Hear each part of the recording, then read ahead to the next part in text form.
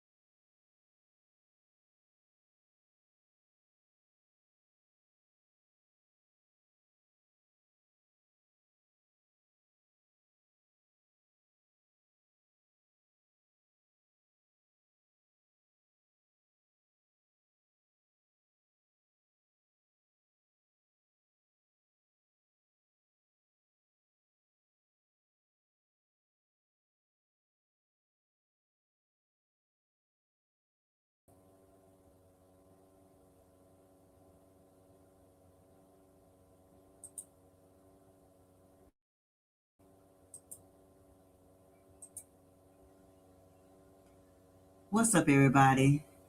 Put a one in the chat if you can hear me.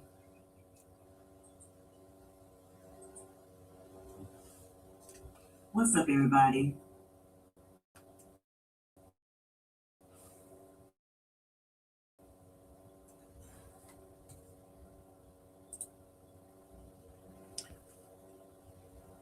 Put a one in the chat if you can hear me, if my sound is good.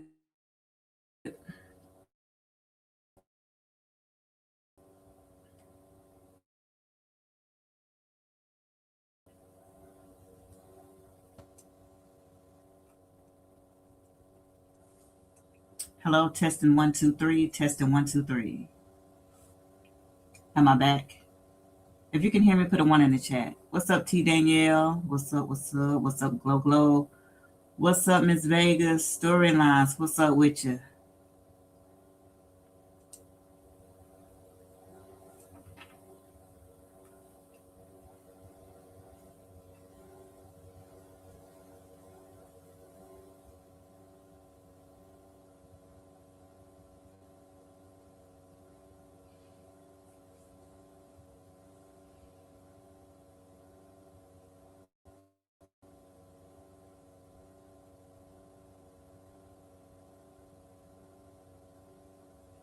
Testing 1 2 3, testing 1 2 3.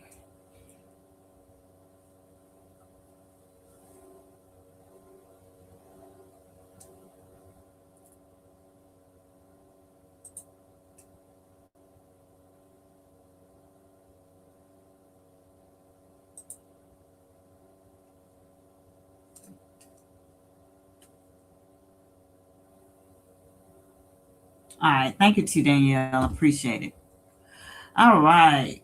I don't know what happened, but you know how like when you have a power surge, like it just blinked on and blinked off, and it knocked me clean up off my gig. Okay, it knocked me clean up off here. So I had to wait until my shit reboot and all that stuff and come back. So, but we're back. We are back. All right. So this has been a live that's been waiting, waiting, and waiting. So today, finally here. Come on in and welcome to the Ben Zone. I am your CC for the day, Benz. If you don't know me by now, my name is Benz. My domain is the Ben Zone. Okay. As you enter, please show me some love by hitting the like button. We have a great show today talking about the Parchmen Farm. Today is called Mississippi State Penitentiary. So this is for fair use. Today we are talking about the Parchmen Farm. It's hideous. I just say it was deplorable. Pease really gave me this insight to go, and dig up some research for this farm that we're talking about today. And it's when I had looked at some of the pictures and stuff, which I'm gonna share with y'all today, it was just like, oh my God. If a person really just dig and just look at some stuff like documentaries and stuff like that, it would change your mind from wanting to go to prison or either jail for real, because that's like one of those scared straight like things for me. Because if you show me some deplorable shit like that, I guarantee you I would not be in no trouble. I would not be doing anything illegal and going to nobody's prison or jail or farm. But this is literally a farm, y'all. Can you imagine how hot a farm is and like all this heat and everything like that? Because I'm hot just going to my car to the house. You know what I'm saying? Can you imagine just outside, just working daily in this heat without no cold air, and then going back to a hot jail cell when you're done? I just can't imagine it. But today, yeah, we're talking about the Mississippi State Penitentiary at Parchmen Farm. Today, it remains a maximum security prison, and it's actually in Sunflower County, Mississippi, defined by ongoing crisis of violence to the day, neglect, and crumbling infrastructure. Despite improvements to some units, the 18,000 acres site continues to face lawsuits, gang control, and issues with the poor living conditions in its notorious Unit 29. So it has units and it's numbered. Let me show you this picture right here that I had pulled up and I uploaded. Um, this is a picture right here.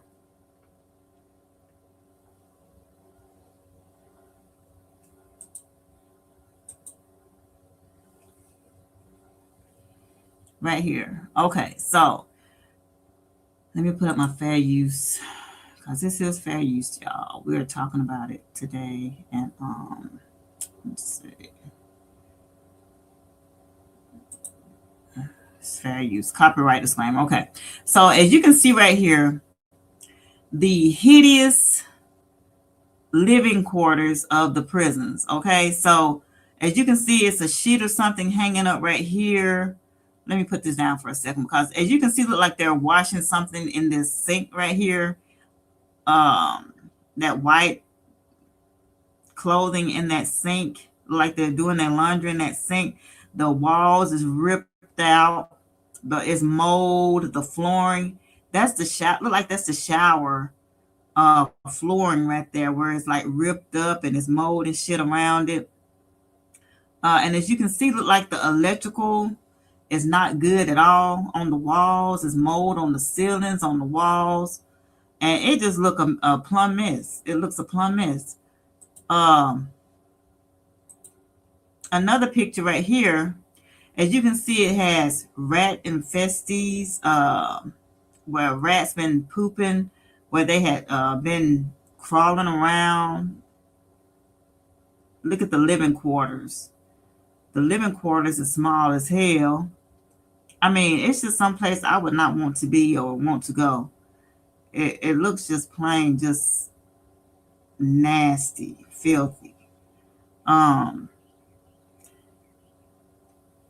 it's defined to be very violent and achievers and complete failures in life. Imagine urine, fan motors, random fires, flooding, arguments all through the night from don't even know. Just all around you. You know what I'm saying? You liable to wake up with somebody standing over you at night. You liable to not wake up. You know what I'm saying? It's just like sleeping with one eye open. You cannot get no rest in a prison or a jail. Um, and especially a maximum. Now, as if one life sentence is not enough, y'all. Can you imagine serving 2 life sentences at a prison? Just imagine just waking up every morning just knowing that you're going to be in a place, not even going home. You know what I'm saying? I don't know. We had this thing to do in school one time, and the school assignment was, if you had your choice, would you rather get life in prison or would you want the death penalty? And I ask you today, which one would you take, life in prison or the death penalty? Because that was one of our assignments, and I think I took life in prison, because it's a sin to kill yourself or whatever like that. So I think I took life in prison. But just knowing that every day you have nothing to live for, you have nothing to look forward to, it's just insane. You know what I'm saying? So it's just crazy. This is one of the pictures where they had to sit to eat lunch, breakfast, or dinner. They didn't have it inside. They had it outside in the baking heat, the sun. They was lined up. Can you imagine just sitting under the hot sun, just eating? I I think I would just rather just, I don't know, not eat, because the way my schedule is, y'all, I'm like a vampire. I'm a vampire. I don't like the heat. I don't like the sun.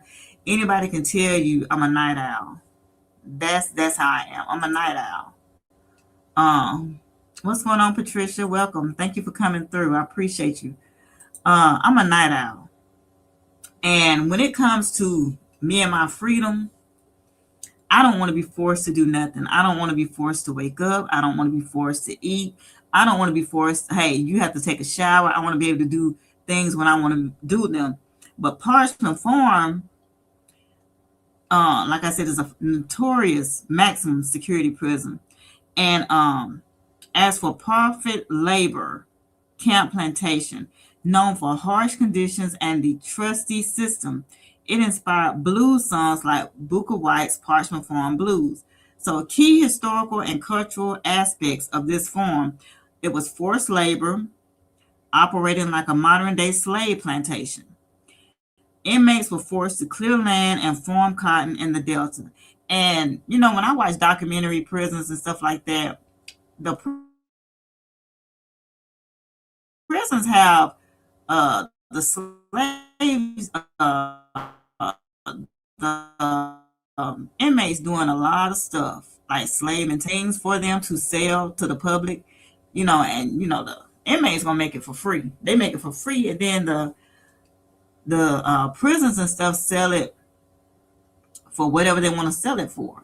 I've seen a lot of movies like that about prisoners and stuff like that. So it's a lot of money involved when it comes to prisons too. And it'd be under the table allegedly. It'd be under the table. And this is one of the other pictures that I had downloaded right here, where they was going out to the field to march for a day's work. They got their shovels and everything in their hands. They're going out, and as you can see in the back, it literally looks like a farm. Literally looks like a farm. They were sleeping on top of each other. The inhabitant, it was very small, very small. This picture right here shows the outside of the inmates cells and stuff, and it's overflowing with water. You can see the water on the floor. I mean, it was just deplorable, as I said in my title, very deplorable.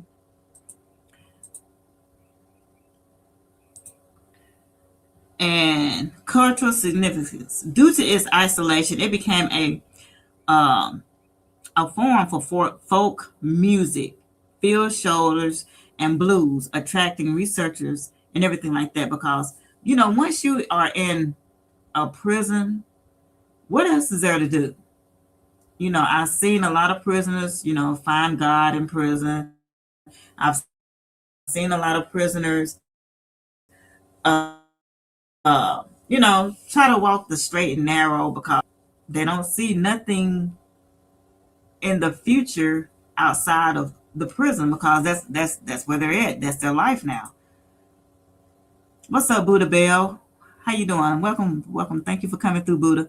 But yeah, Parchment is currently a 20,000-acre maximum security prison for men holding around 4,840 inmates.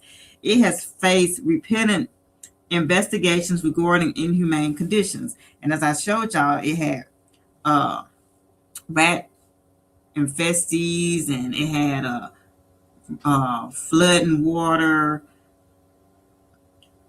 and prisons like that. It's still today. It's still today. Unless a person goes down there and inspects the prison or inspects prison, it be a lot of shit going on in prisons, y'all. Y'all would not imagine what be going on in prisons. States profited substantially from the black codes from the prisons and prisoner leasing system. They just wanted anybody, Brooks said. His words encapsulated what it means to be poor and black in America, and especially Comedy Realty in Mississippi, the poorest and blackest state in the country. So they're saying that Mississippi is the blackest and poorest state in the country. And I can believe that. I really can believe that.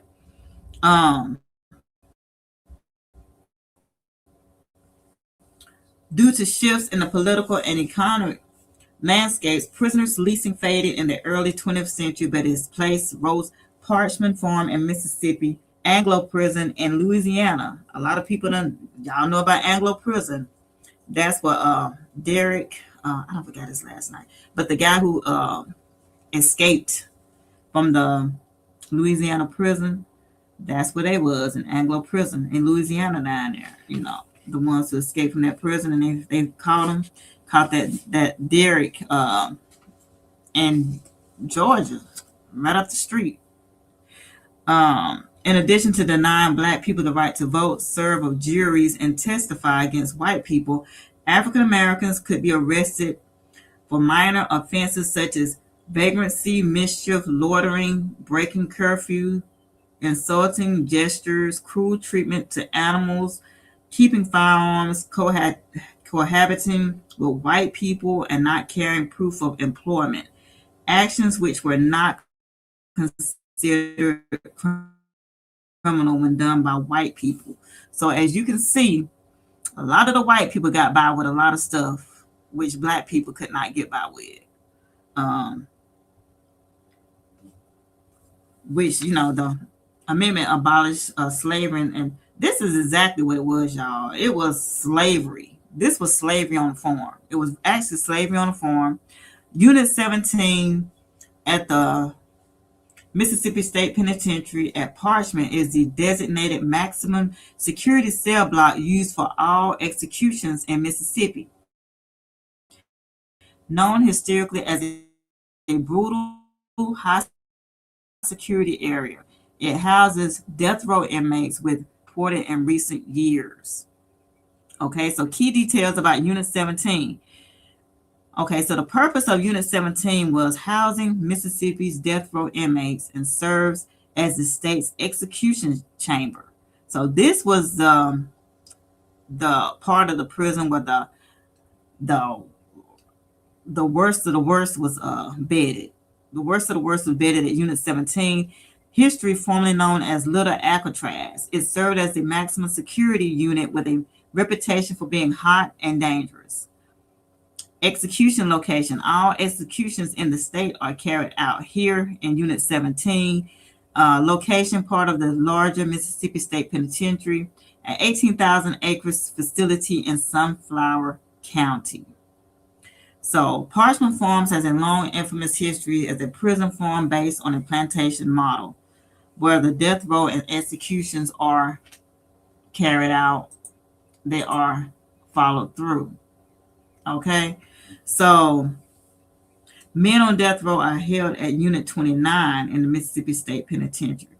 Now, how can you just imagine if you're on death row, y'all on death row, and you only have 1 hour out a day. Out of your 24 hours, you got 23 isolated in darkness, and 1 hour out to, get some sunlight, get some exercise in, or whatever like that. How can you live like that? How can a person just know that, you going to go living day by day, but honestly, you're dying day by day, if you really look at it. Unit 25 at Parchmen is the mid-2000s. Unit 25 had the pre-release job assistance alcohol and drug therapeutic community aftercare program, which had 48 beds. The program was for offenders who are about to be released from prison. So that's a good thing. Unit 25. So this is the program where, the offenders is getting ready to go home to their family, to their loved ones. It has questions asking, do you get a TV on death row? So do you think you get a TV on death row? You think so? Death row inmates are authorized to socialize with other inmates during dayroom and recreation activities. They may have snacks, radios, and a 13-inch television in their cells. So do y'all know how big a 13-inch television is? We done got so spoiled to this day that, I like my 75-inch TV. You know what I'm saying? I like my 75-inch, and I can, we done got spoiled to the bigger and better things in this day and age. 13 inches, I would go crazy. You have some computer monitors that's bigger than 13 inches. So can you imagine having a 13-inch TV to look at in your cell on a daily basis? Um, they do not have cable television or air conditioning, which I know that. They can watch church services on closed circuit TVs. Okay, so I don't know if y'all know what a pink room is in jail, but it is believed to help tranquilize feelings of anger and produce a calming effect on the nerves when exposed to it for a certain amount of time. So they put these prisoners in the pink room to calm them down. Switzerland's prison system used this psychological effect to their advantage by confining aggressive inmates to a pink jail cell. It says it calms them down and gets anger management out of them just by putting them in a pink room. So I don't know. It is jail, man. Should we be striving to give them the comforts of home they committed the crime too hot in the I know that, T. I know that, but I'm just saying. But you right. Look, they don't even need 13 inches TV. I don't even think they got a TV at all. For real, for real. You know what I'm saying? Yeah, you're right about that. But I'm just trying to make some logic out of this shit. you know.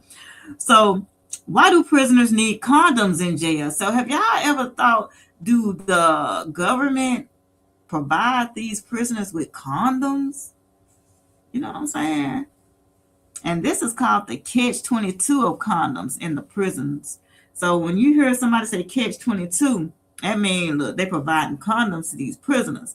A U.S. prison medical provider would be reasonable to give an inmate a condom to prevent HIV and sexually transmitted diseases, but doing so will acknowledge that unprotected sex and sexual HIV transmission occur in jails and prisons. So it's contradicting, right? So if you allow these prisoners to get these condoms, then what are you doing? That means you're giving consent to let them have sexual encounters in these prisons. So no, you shouldn't be giving them condoms unless they going like to the conjugal visits or something like that. That's what I think. You know what I'm saying? I don't think they should get no condoms or anything like that. So why do death row inmates have to wear diapers? Why do they have to wear diapers? So some death row inmates who are about to be executed wear execution diapers to collect body fluids expelled during or after their death. So that's the only reason why that they wear diapers in prison. So what is the fastest execution? Even a quick lethal injection takes about 7 minutes. So my thing is, I wouldn't want to be electrocuted. Just hit me with that needle. Hit me with the needle. Give me that lethal injection and let me just go to sleep. I don't want to know what's going on or anything like that. You know what I'm saying? I just put me out of my misery. I don't want nothing going through my body like no electrical shock or anything like that. I've seen some prison movies where they got electrocuted and they forgot to goddamn put the water on their head and shit, and they fried their ass up. I don't want to go out like that. No, I don't want to go out like that. So compared to lethal injections, death by firing squad is pretty insane. It's pretty insane. Back in the day, that's what they did. You know, before all this new technology came through with the lethal injection and all that stuff, there was a firing squad, there was a hanging, and all this stuff. So we have come a long way. How long do death row inmates have to eat their last meal? Contrary to the common belief that all last meals requests, regardless of their complexity, must be fulfilled, various restrictions are in place over what can be requested. In the United States, most states give the meal a day or two before the actual execution and now use the term special meal. My special meal, I think if I had my special meal, I would have a steak, potato. They can keep the salad. I want a loaded potato and a steak. I think that would be my last meal. Or either some catfish, fries, and coleslaw. You know the way we make it back at home in the South. That's the way I want it. I don't want this. Back at home, that's the way to cook fish. That up here, nah. I mean, it's okay, but nah, nah. I've never had no fish the way I've had it back at home. You know what I'm saying? What's up, Britt? Britt, how you doing? Thank you for coming through, Britt. But yeah, ain't nothing like home cooking, back home cooking. You know what I'm saying? So what time is bedtime in jail? Nighttime routine, evening rolls into night with a final inmate count around 9 p.m. And in jail, y'all is a number. Your name is out the window. Throw it away. They're not going to call you T. Danielle. They're not going to call you Brittany. They're not going to call you Brit. Glow. No, these names are gone. They're not going to call you Buddha Bell. No. Your name is 104968. You're a number to them. And that's all you're going to ever be is a number when you go to the jail.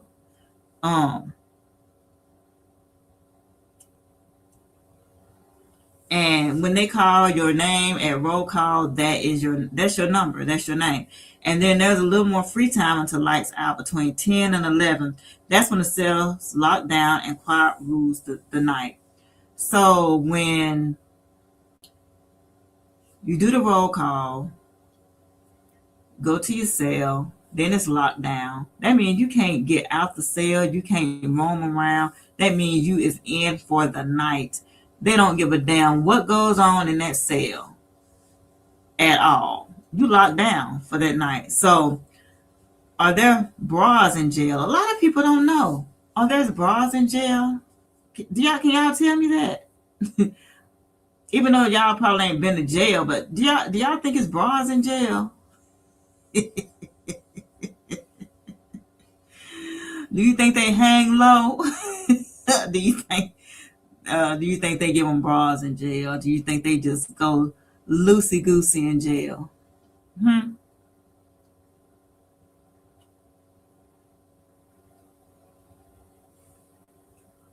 How you doing, Melissa? Good morning. Thank you for dropping down. So Melissa says yes, they do give you bras in jail. Okay, so we got one yes. Do anybody else think it's yes? Now, for the ones who don't want bras, they probably don't wear them, but I think they do. They bra, I know. Okay, all right. So research says that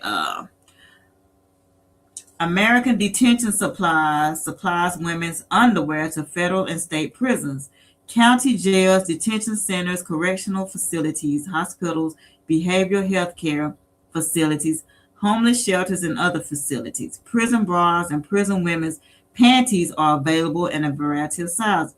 What is prison panties? What is that? Man, prison panties. That's a word for you right there. Okay, it's sports bras. Now I can deal with that. Now if I was locked up, now that's all I wear is sports bras. I don't like them bras with the what is it? What is it? I don't even know what is that shit called that they put in the stuffed bras and all that stuff y'all be putting on, and uh the lining and all that shit. I don't want no lining in my shit, no bustier, the whatever y'all be doing. I don't know. Whatever. Nah, just give me a plain sports bra.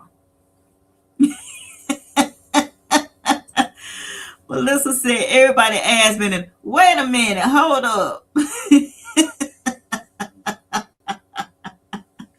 Oh heck no, I don't want them. If everybody ass been on them, I don't want them. Oh yeah, padded bras. There you go. That's the word I see. I didn't even know that. Padded bras. Yeah, that's what I was looking for. All right, what's up, Mr. Carruthers? How you doing? How you doing today? Thank you for coming through, Mr. Carruthers. Really appreciate you. T says, and I heard they do not care about the fit. Well, and when you're in prison, I bet they don't. I bet they don't care about the fit. They can just keep them. Like Melissa said, everybody wear them. Nah. Nah, I'm good. So Melissa said you get 3 pair. And that's in my research. That's in my research. It does say you get 3 pair. And I'm gonna talk about that on down the line. And Melissa, she knows her shit because she said, well, I read it now. You're wondering how many bras you get. A good rule of thumb is 3 everyday bras. It's the 3 bra rule. One on your body, one in the drawer, ready to wear, and one in the wash.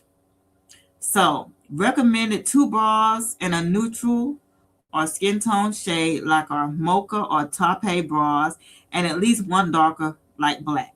So Melissa know her shit, y'all. Melissa knows it. So you get 3 bras, one on your body, one in the drawer, and one in the wash. Okay. Oh, okay. So you know it because you've been there. Okay. All right. All right.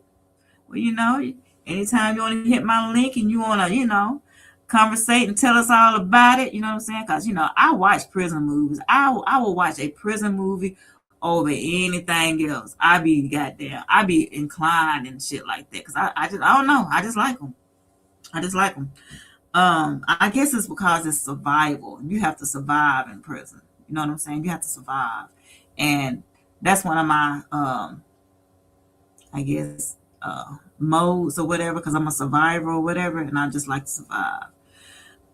Um,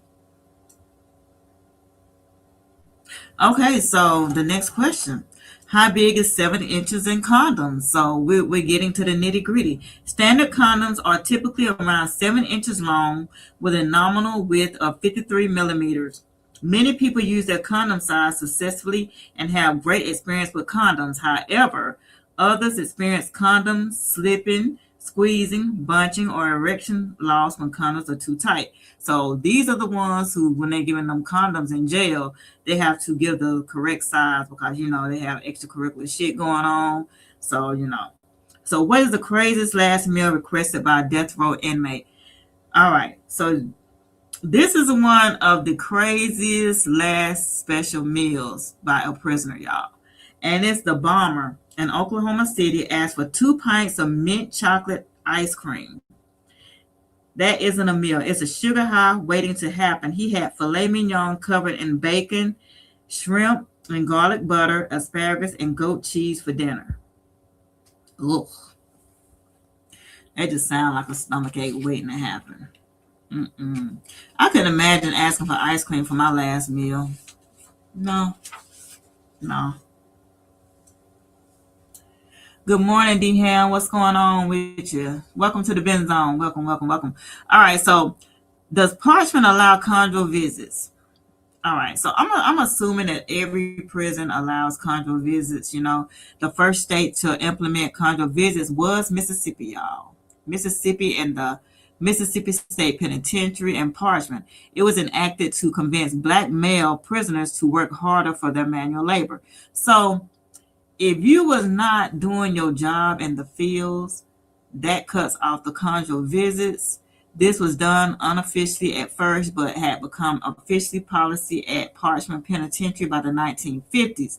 So how do prisoners get big with little food? Have y'all seen prison food? I know this one guy. He hated black-eyed peas, despised black-eyed peas.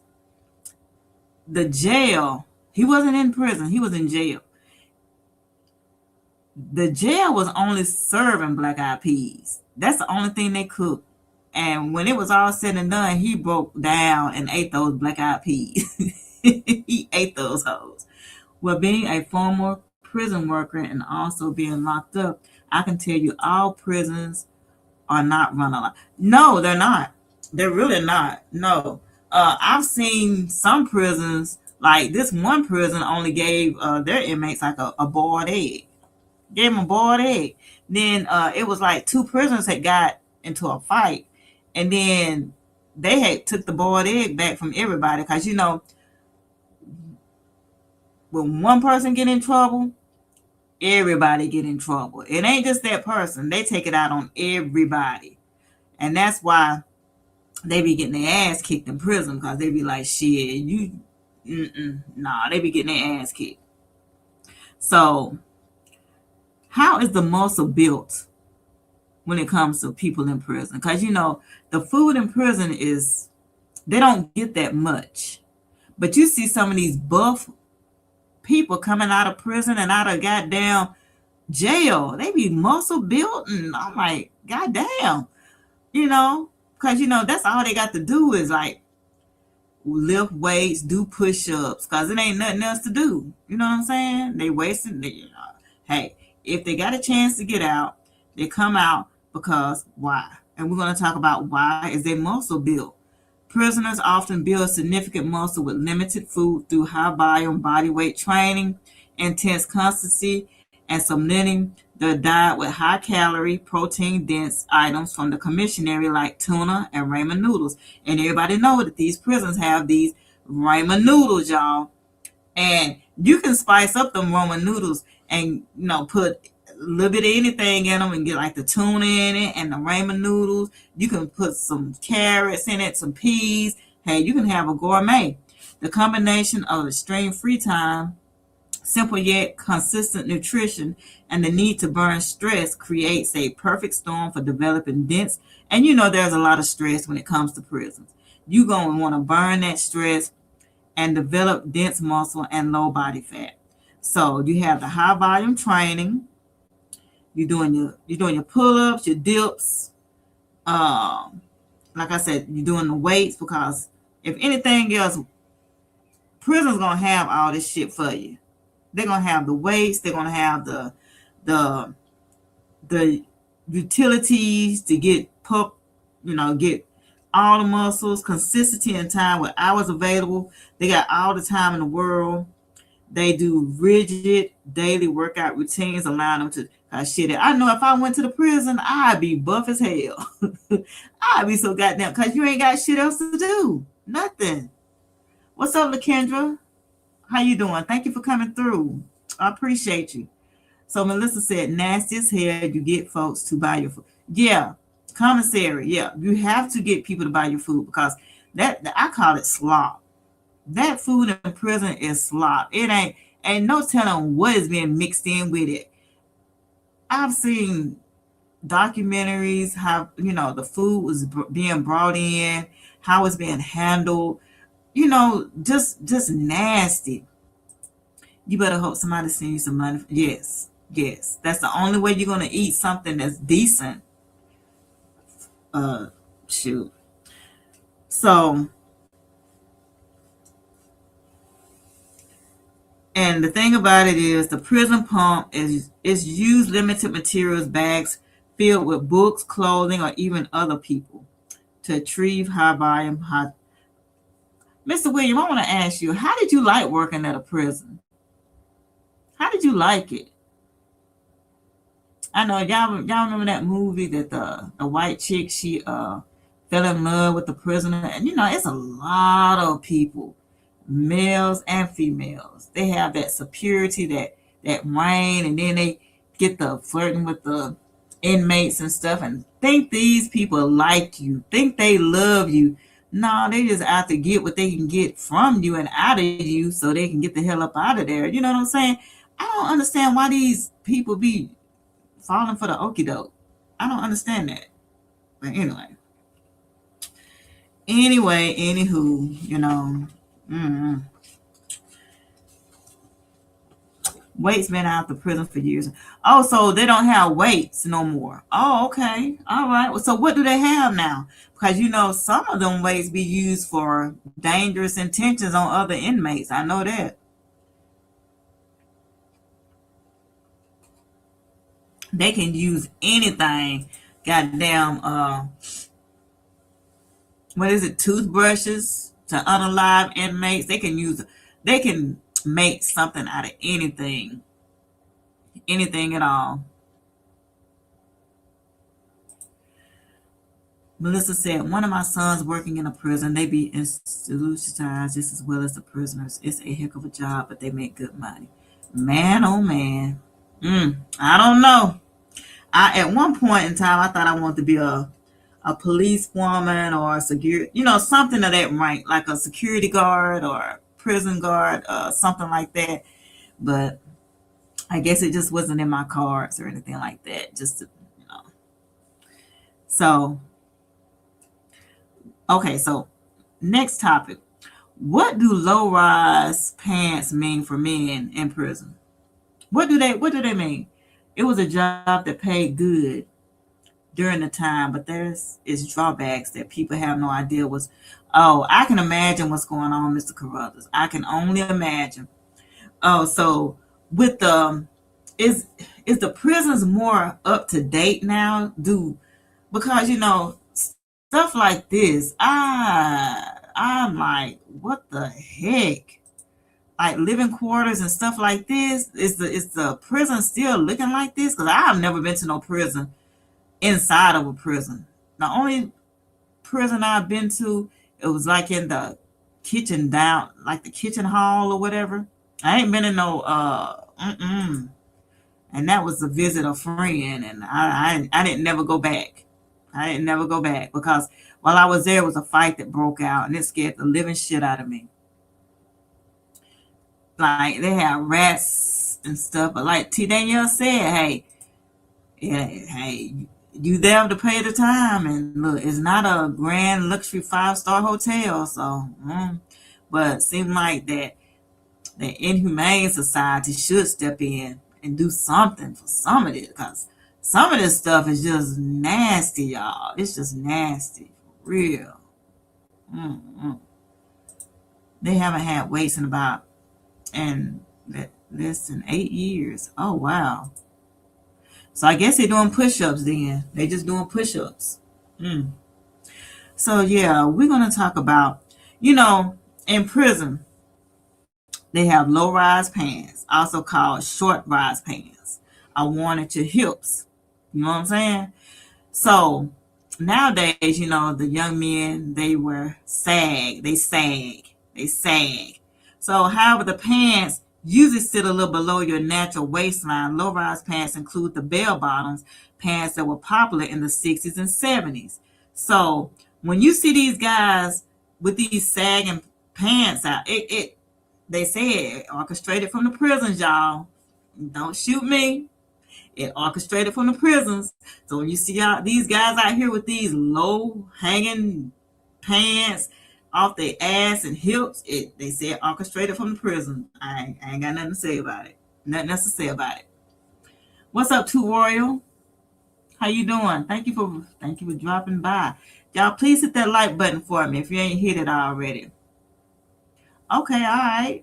I'll drop the link for you because I would love to hear some expertise about the prison. Somebody who's actually really just worked in there. I really love to hear about that.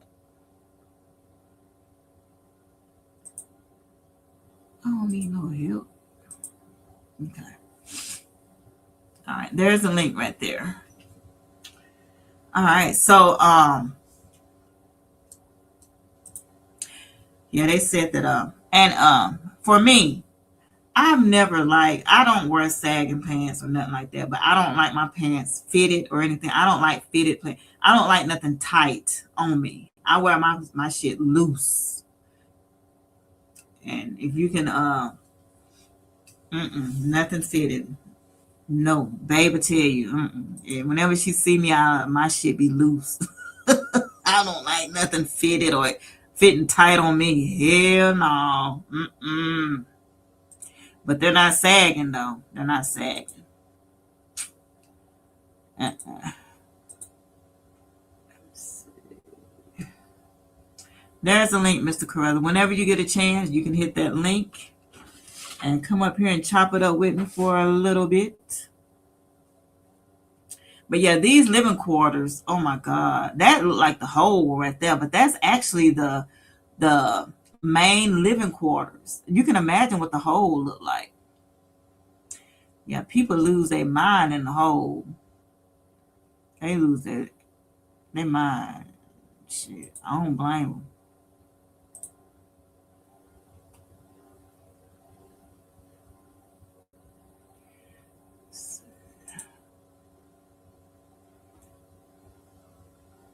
But all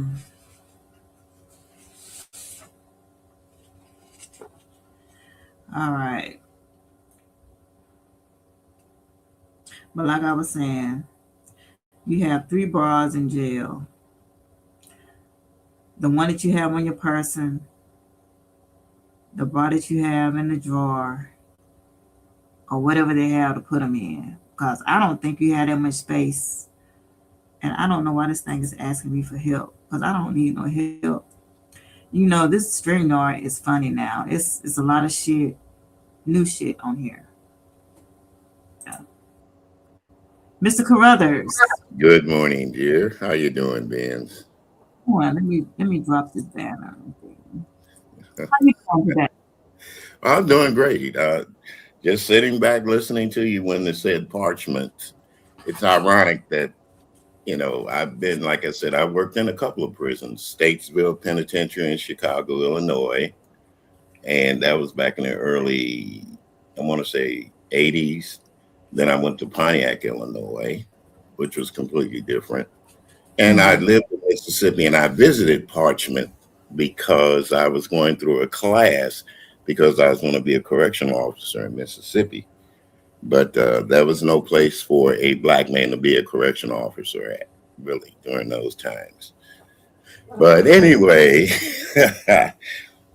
So tell me, the, is the facility still that nasty? Like I was showing the no, pictures. they're Is not. it? They're not. Well, let's put it this way. They're only as modern as they allowing the money to be spent on them because now prisons are more private, they're more privately owned, to where you had a state prison. When you're owned by the state pays for everything, but when you have private prisons, there's a difference too. We have to learn the difference between a private prison and a state prison. So Oh, because I thought it was all just one. I didn't know it was different. Yeah. no, well, throughout the years, the prison system has changed. And it's changed because of the people out there, like the ACLU, the NAACP, and stuff like that, Mm-hmm. went in to help. Basically, let's face it, we had more black prisoners locked up back in the day than we had any other prisoners. Even that even goes for Chinese men. Mm-hmm. Now, I when I was working, I never seen a Chinese prisoner, but now we have them. We have them. You right about that, but I agree with you. It's more black prisoners. Yeah, for real. Yeah, we had more black prisoners. And down in Mississippi at Parchment, there was they did a lot of farming there too. You got to remember, Mississippi was a state where it was hard for a black man to even get started in anything, uh, business wise, social wise. Mm-hmm. But there's a lot of, when they made that movie Eddie Murphy with Life, you know, that is the parchment that went way back to where they did have the white guards standing around, and there was no black officers or black guards, as we call them, at those prisons. And the inhumane treatment that people, even the women, suffered during those times was Mm-hmm. horrendous. It was horrendous. You know. And really, when you Yeah. look at it, prison is like the outside, but they have a set of rules that if you got it, you can get it. It's just like anything else. If you got that money, and they know, trust me, they know. If you got Mm-hmm. money, if your family cares about you, they're going to try to treat you a little bit better, but they're not going to make it comfortable for you. Right. So just like now, they got people in prison now that they use the internet. Believe it or not, they got tablets. They can make phone calls. They can get food shipped to them. Well, not the food, but the money to buy the food that they want. Mm-hmm. So when back then you couldn't do those kind of things, you know, Yeah, I've visiting day. noticed. Yeah, Yeah, technology in the prisons now, like you say, they can do a lot more stuff now that they used to do back in the day. For real, for real. right, right. And when I look back on it, I think that it was inhumane the way prisoners were treated. But you also have to remember these are some people that are incorrigible. I've been spat on in a prison. I've had feces thrown Mm-hmm. on me. And that made me Ugh. want to do something to those people. I got into the biggest trouble, and I'll tell the story because it's my truth. And I was there, and I had a prisoner spit on me, and I worked in segregation. Now, segregation is where they have the other prisoners, they're not allowed out in population and all that. You had to go around with another prisoner, and you would Mm-hmm. feed the other guys in their cells. They would be in their cells. This one guy didn't like what he was being served, and he spat on me. In other words, he really spat at both of us, the inmate and Mm-hmm. myself, because he didn't like what he had. I was so angry. I told him, I said, you know what, man, I'm down here feeding you every day to make sure that you eat. And I could put something in your food. And I said it this way, I could put something in your food and you wouldn't be here the next day. Boy, that was number one. That was me losing my temper. And Yeah. number two, that was me trying to show him that, hey, look, I'm I'm I'm taking care of you to the best of my ability. And then you Mm-hmm. want to do this to me? It's not my fault that you're locked up in here. Right. So, to make a long story short, he wrote a note to the warden. The warden called me to the office. Oh boy. And he told me, he said, man, look here. I know that things happen. He said, but you just don't go around threatening the inmate like that. He said, I tell you what I'm going to do. And they had a guard tower there in that area, right? He Mm-hmm. says, I'm going to put you up in the guard tower. And in the guard tower, we do. They carry rifles and they walk the, but and he said, I'm going to put you up there for a couple of days and we'll see how things work out. Let you cool off a little bit. Well, wait a minute now. How am I going to be cooling off and I got a 30-06 in my hand? You see what I'm saying? Oh. Hey, Yeah. Sassy, how you doing? Hi, sassy show. I mean, how can I cool off and I got a 30-06 and I could be down on this sucker? You see what I'm saying? But I know what he was doing. Mm-hmm. He wasn't Yeah. putting fear into me and he wasn't chastising me. He was showing the inmate that, hey, you could be in worse of trouble with that man being up there looking down on you with that 30-06, that 30-30. You Yeah. see what I'm saying? So Mm-hmm. I knew that was a psychological ploy, and that's what it was, you know. Oh, okay. Well, yeah, I said, let me let Mr. William come up here and give me some insight on some stuff because I've never talked to nobody that worked in a prison or anything like that. I know I've seen a lot of documentaries and stuff like that, but not Yeah. And actually, you know. the documentaries that came out about prison during those times were early ones. And then too, like I said, it was like the ACLU, the NAACP, and Mm-hmm. other groups that believed in humanity, the treatment of man toward man. And they looked at the conditions and yeah, they were deplorable. There's no lie. There's no doubt about it. They were deplorable.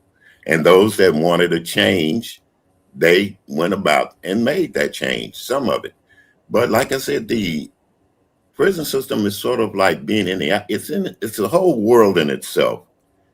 And like I said, if you got the money, you've gotten things in prison that that you would get normally outside, even alcohol. You see what I'm saying?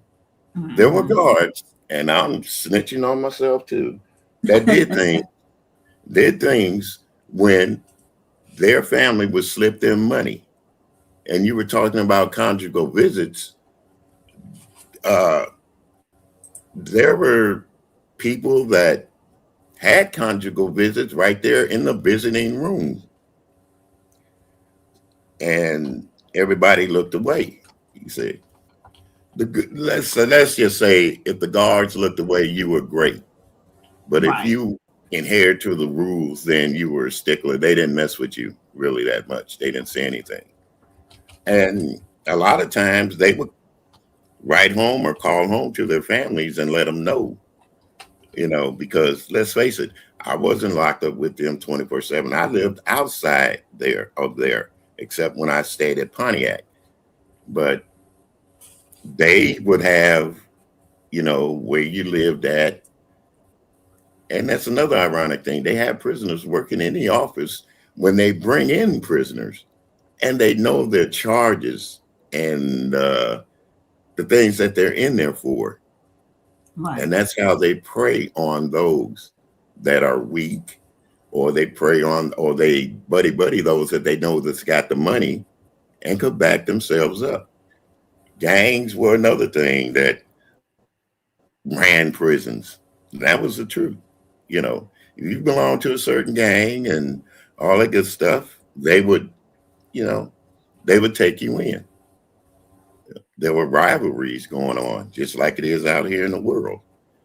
You know, Right. so prison life is sort of like the when you're free, but only you got rules and regulations to abide by. So the poorest guy got the worst treatment. The guy that had the most money could sit up in his cell all day with his feet cocked up. You see, he didn't have to get out there and Yeah, work. I've seen that too. Yeah. They call them like the top dog, right? Yeah, top dog, the boss, the head honcho, and all that good stuff.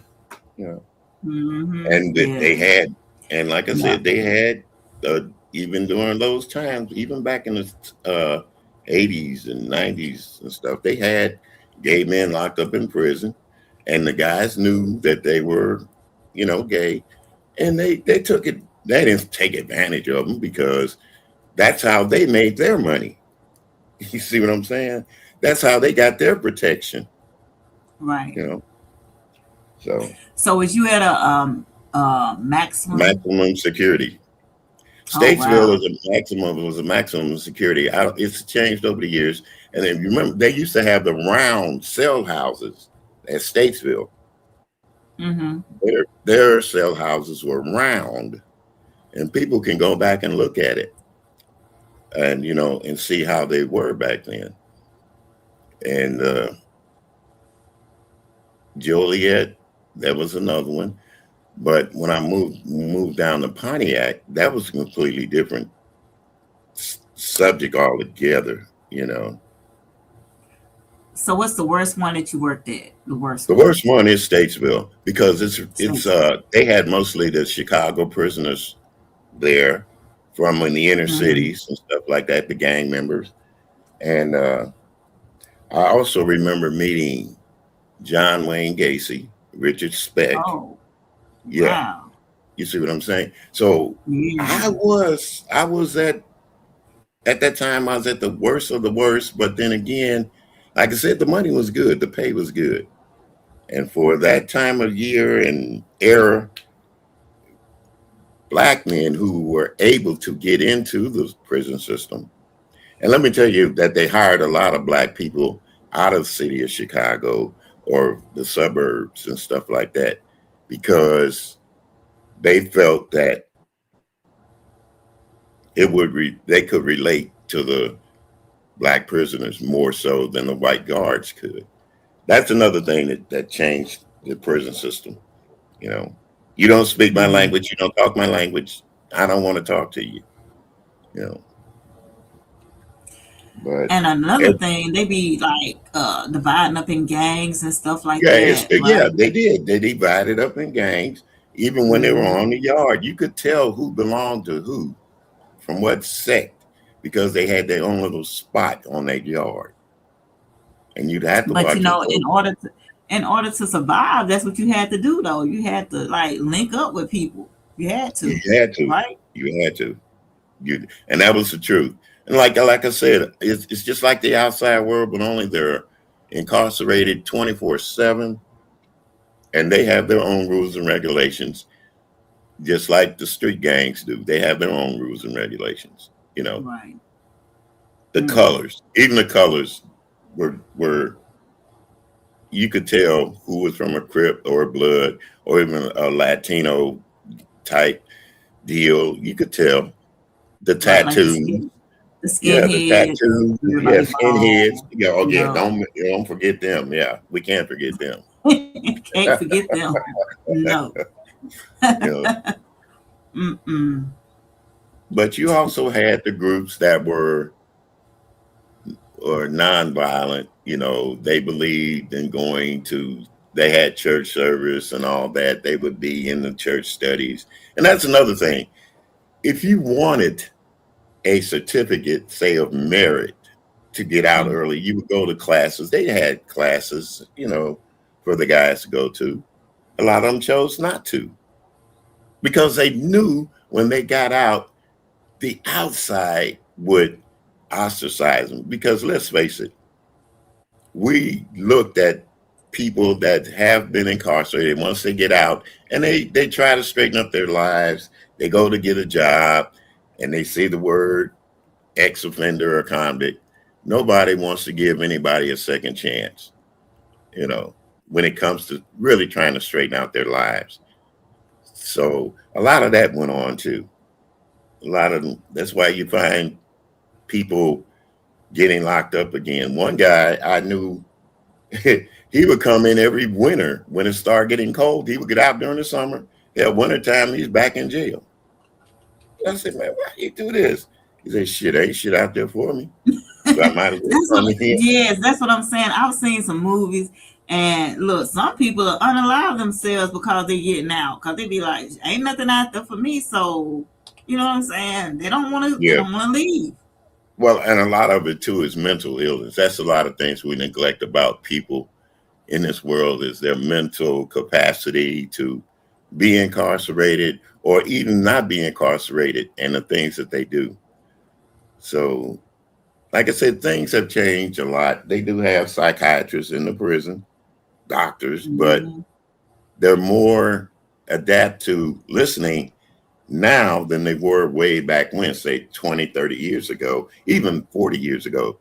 They didn't listen to a person that had problems. Well, But homeless people, they think jail is a shoot of yeah, luxury. yeah. And if you ever noticed in the wintertime around your town, you don't see as many people walking the street homeless as you do in the summer. That's because in the winter, they know what to do too. Enough Yeah. time to get locked up for those certain amount of months when it's cold. And then when it Hmm. starts warming up, they have to let them out. Right. Right. So They'll commit a crime just to get some housing for just the to get for the some, winter. yeah, just to get some housing for the winter. And when that guy told me, "Hey, why should I be out there when I got three hots and a cot?" Whoa, okay, buddy. Exactly. T. Danielle said, "Remember the old guy in Shawshank Redemption? He took himself out because he could not function on the outside." On the house, Yeah, that's true. That is true. that's true. That is so very Hmm. true. A Yeah. lot of them done it. I remember a guy that was supposed to get out, and heaven forbid, and God forgive him and bless his soul. He hung. We found him hanging in his cell Mm-hmm. that day. So it's crazy what. And I'm not saying it's crazy, but it's a shame that people have their mental ability, and we don't look at it enough to realize that hey, this man has a problem. Let's try to help him more than to treat him. And let's face it, they Hmm. did treat men, regardless to who they were, like animals. You know, Right. they even the women too. So a women's prison is worse than a man's prison. I You visited one think for so? one day. Oh, yeah, I know so. It is Okay, so why would you say that? Why would you say that? because of the if you go into a woman's prison, the first thing that's said, you hear what you hear here on YouTube and everything. Bitch this, bitch that. There's never respect. They don't have respect for one another because let's face it, they have male guards there. And if the male Mm-hmm. guard's not paying attention to that female, or if he pays too much attention to a female, they would be jealous.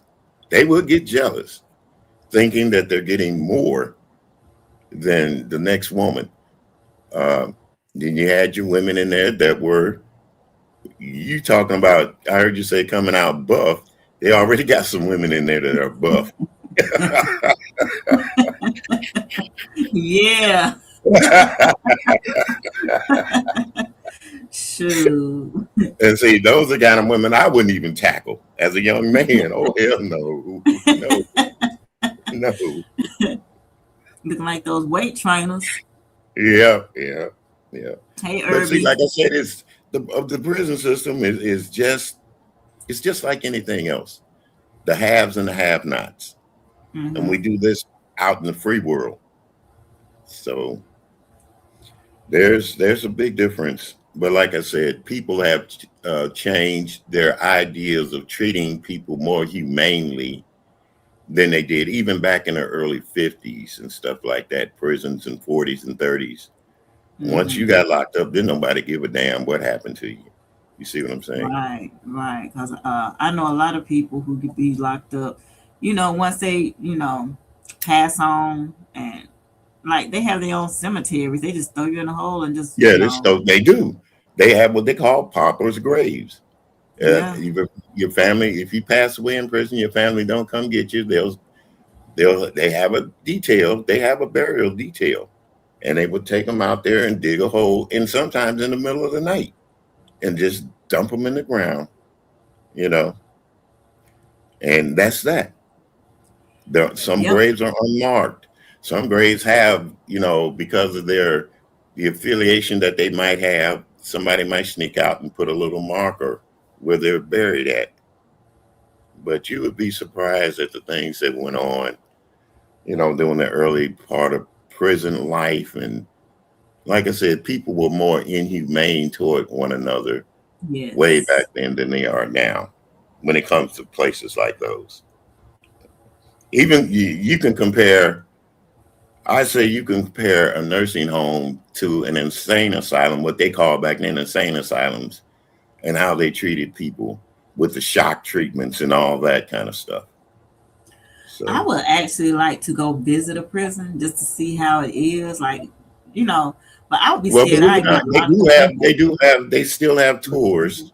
They have I'd be tours for scared I'd prisons. be locked up in there because I've seen movies where people get mistaken for inmates and get locked up in there, and I'd be Well, like, a lot of oh you got to look at this too. A lot of this is entertainment value.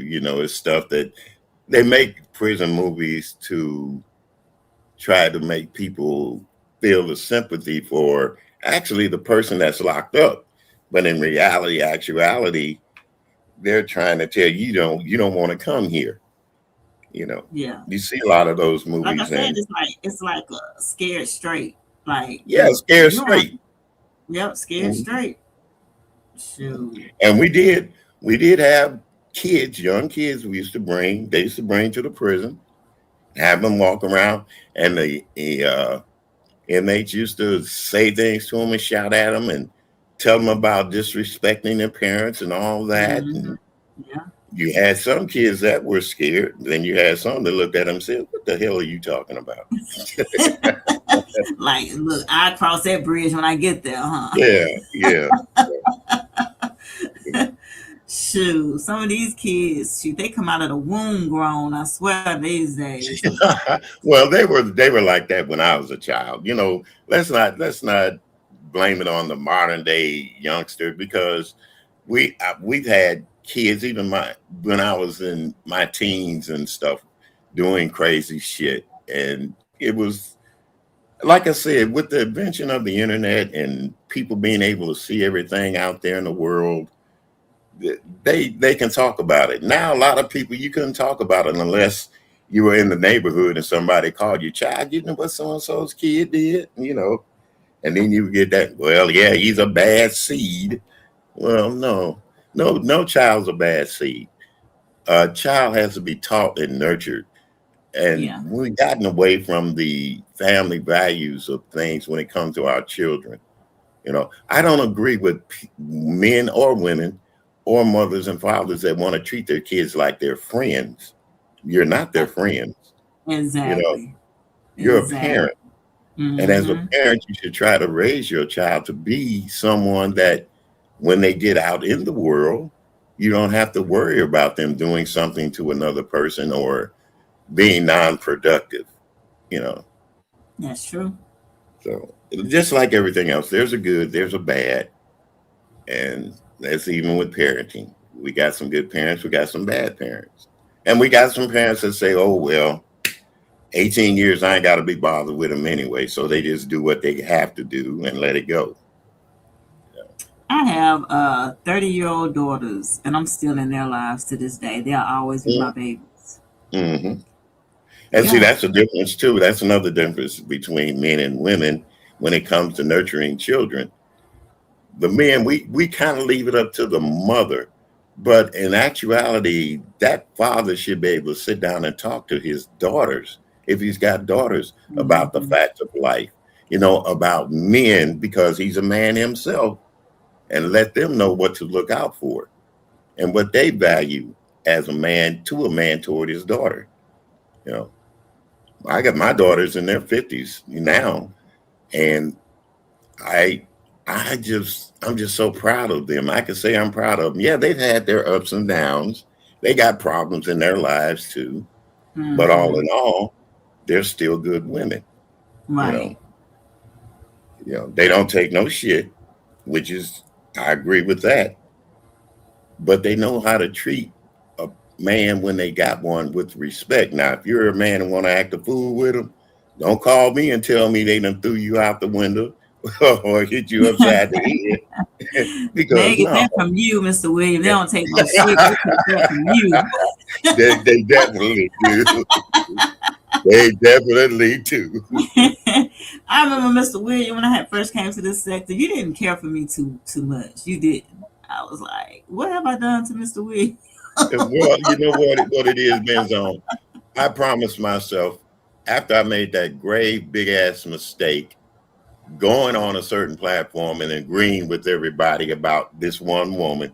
Then I apologized to her. Then I got ostracized for apologizing to her. I said, you know what? The hell with other people. I'm just going to be myself and tell people what I think about them, long as they don't bring family in. And I've seen Mhm. that happen too many times. Right, right. Don't get on my daughter because of me. And I say my Mhm. daughter's got a temper like me. Yes, she does, because she's part of her daddy's gene. But that doesn't mean she acts like me. Right. You know, I've always said, Mr. William, don't go by what people say about me. Get to know me for me. You know what you I'm have saying? to. You If have you to. don't like me for the way I move or whatever on these YouTube streets, then you can say, okay, Benz is this and this and that. But don't go by what people say or what you hear, because 9 times out of 10 it's a lie or it's misleading or something like that. Because I don't never ever go by what people tell me. I get to know a person for who I see and what they bring to And the what they table. bring to the table. That's Yeah, true. And yeah. I learned. It took me a while, and I'm not gonna sit up here and lie. I talk about my grandson being gay. At first, it hurt my heart. I was mad at his mama, the whole goddamn family. But as I grew older, and Hmm. let me tell people about growing old. When you grow old, you learn Yeah. really in your heart. If you want peace of mind, you have to tolerate certain things that you might have been taught growing up. That is happening now. People are out there Hmm. in the world, regardless. They've been out there in the world. You have to tolerate those things. Because Right. if you don't, you're going to be a miserable ass soul. Hmm. Yep. You're going to be Yep. miserable. And So, another thing, you can't live for other people either. no, you cannot live for other people. No. And I don't expect for anybody to live for me, you know. Right. Right. I respect you on that, Mr. Carruthers. For real, I respect that. And far as women goes, I've had all type of women in my life. Being knowing that you guys know that I was a kind of a little. womanizer, chaser, but You I was a also gigolo. You was a gigolo out there in the street. hey, to be honest with you, that's why I've been married 3 times. I love to be in love, be romantic, but then again, I still had the dog in me. And that was in my Hmm. younger days. But as I gotten older, I see and I look back on the women that I've had in my life, and all of them were good women. Now some of them were bad. I'm not gonna say every woman's out there is perfect, Right. but as a man, I learned not to tolerate it and to get up and walk away. And when you Hmm. don't get up and walk away as a man, and you let that ego get in front of you, that's when you get your ass locked up. You see what I'm Right. saying? Or that's when Right. you go to jail for the weekend and she's out there partying and your ass is Exactly. So no, I'd rather be out partying on the other side of town while you partying Okay. on the other side of town than for me to be in locked up and you out there partying. And then you get mad and angry when you do get home and you still want to start shit. No, you pack your shit and leave. That's it. It's You don't take best. abuse. No kind of abuse. Physical, No. mental, anything, verbal. Any kind. That goes No. for men as well as women. You pack your bags and walk away. You can start over. Everybody can start over. Yeah, it might be harder now than it was when I was coming up, but at least you'll have your pride and your dignity. That's Y- another thing. I hate Yeah. No, I hate to and hear the stories. Mhm. another thing, Mr. William. It used to be the women getting beat on. Shit. Now it's the men getting beat on. These women tearing these men. Well, like I said, that's because of YouTube, and you can see those kind of things Yeah. being done. But believe it or not, I was abused. I got people right here in this town, and I lived here for 30 years. I had this one woman, I'm not going to mention her name. We would Hmm. get into it. I would leave the house, walk up the street to a friend's house. She'd be following behind me, cursing me, calling me all kind of names. And this one woman told me, well, a few years back, she said, I don't understand why you put up with that kind of stuff. Well, because I was in love with her, and she also had 2 kids that I was crazy about, and I helped Mm. try to help raise them, and they seen the abuse. You see what I'm saying? So it's not me Right. just saying that story or telling that story. I actually have Mm. witnesses, and I was at a friend's house, and she came up one day, and it was 3 people. 2 people had witnessed it. The guy that I went to visit, and he had 2 people over there. I'm sitting outside. She just walks up to me and slapped me in my damn face. You Damn. know, yeah. So the woman that was there, she wanted to jump on her because she just walked up out of the clear blue. I wasn't at Mm. home. I supposed to have been at home. Shit. They just said, "You a better man than me," because I'd have knocked fire out of her. But I said, no, no, no. Number one, she's got children. And what type of man would I be to jump on their mama? And then I'm trying to help raise them, to show them that all men don't jump on women. You know, I But took did it. you I leave took after that? Did you leave? Yeah, I left. Well, it was a few months later, but that's how I got locked up because I was Mm. already on number one. I was already on probation for fighting Mm-hmm. and all this crazy shit that I was doing down here, and I was on probation for that, and she knew it. She knew Mm. this. And another thing was I was getting ready to leave, and yeah, instead of me keeping my big mouth shut, I was moving in with another woman. So Right. she got Okay, I wind of see. that. She got wind of And that. And so she that Sunday morning, retaliated on you. yeah, well, I was packing my bags. I was getting my stuff out of the closet, and I was down on my knees getting my shoes out of the closet, putting them in the bag. Mm-hmm. And she Mm-hmm. hauled off and hit me in my mouth and knocked my tooth out. I had a tooth that was loose, and she hit me and knocked. And it's something that that I was mad. I was already mad, and then I swung back with my hand. I hit her. Mm-hmm. And after It was that, a I said, reflex. yeah, that's all it is. People can say, yeah, you do it. No, somebody hit you in your mouth and knock your tooth out. You're going to be thinking that Yeah. you're not going to think that, you know, I Yeah, already, that was a reflex because I can see it yeah. now. I'd be like, whoa. And I had already taken a slap in the face and was called all Hmm. kind of MFers and all this shit. And so it was abusive. As to a man, and to me, it was very abusive. But I loved those kids that she had, and I never did. She would argue in front of the kids, and I would just say, you know what, let's go get ice cream or something. You know, take the kids out, leave her there fussing.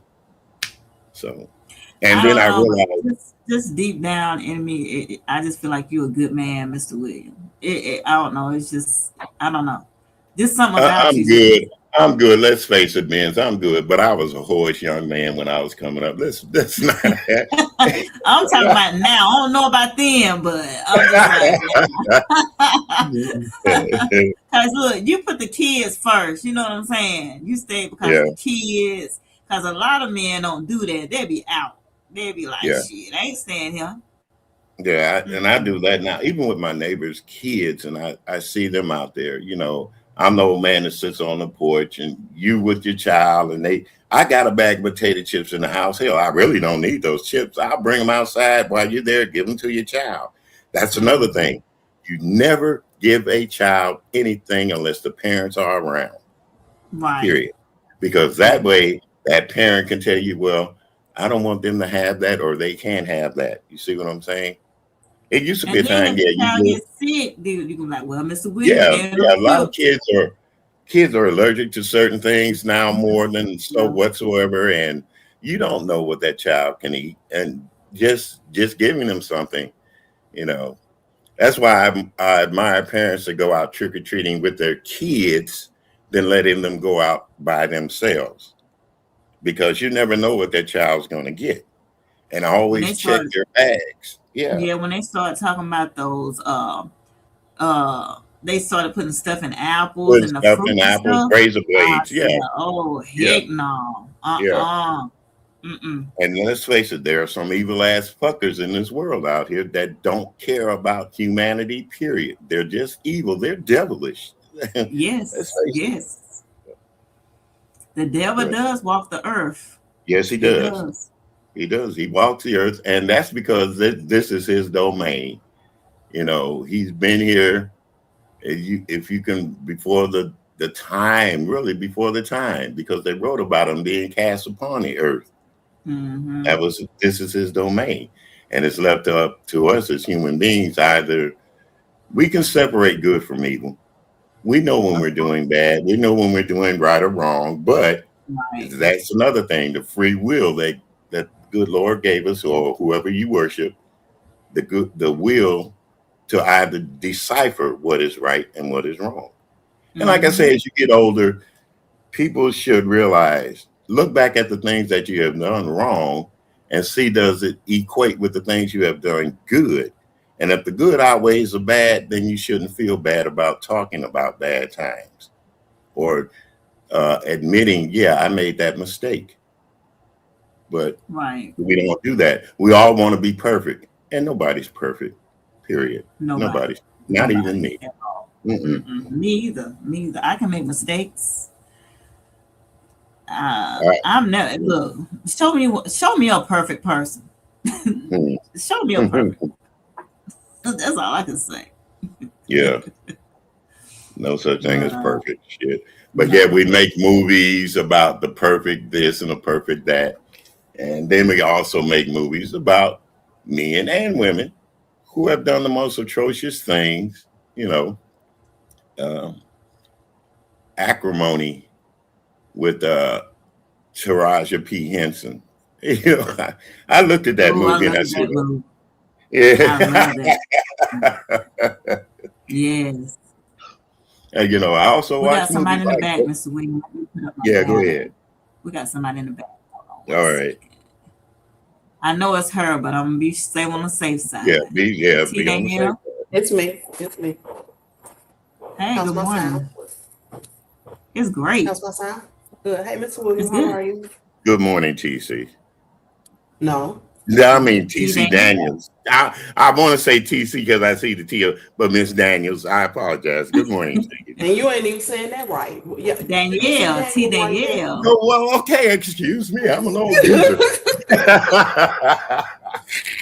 I used Hey, to be she got on offended me too, about Mr. that. William. I was saying Daniels too, and she was like, "Benz, you ain't got it right yet. You ain't got it." I'm like, "What?" And I said, "Dang, it's Danielle." She got on to me too. Yeah. Good morning, Danielle. How are you? What's up, Hey. T? What you got this morning? What you got to tell us? Not a darn thing. My job keep expecting me to work. So that's what I've been doing. Well, that is a job. Right. You No. you have something that a lot of us don't have anymore, and that's a job. Sure. I feel like I was born to be rich. This working for a living stuff is for the birds. I was born to be rich. I asked my mama, I said, Mama, what y'all do wrong? Where's my inheritance? Okay. Sure.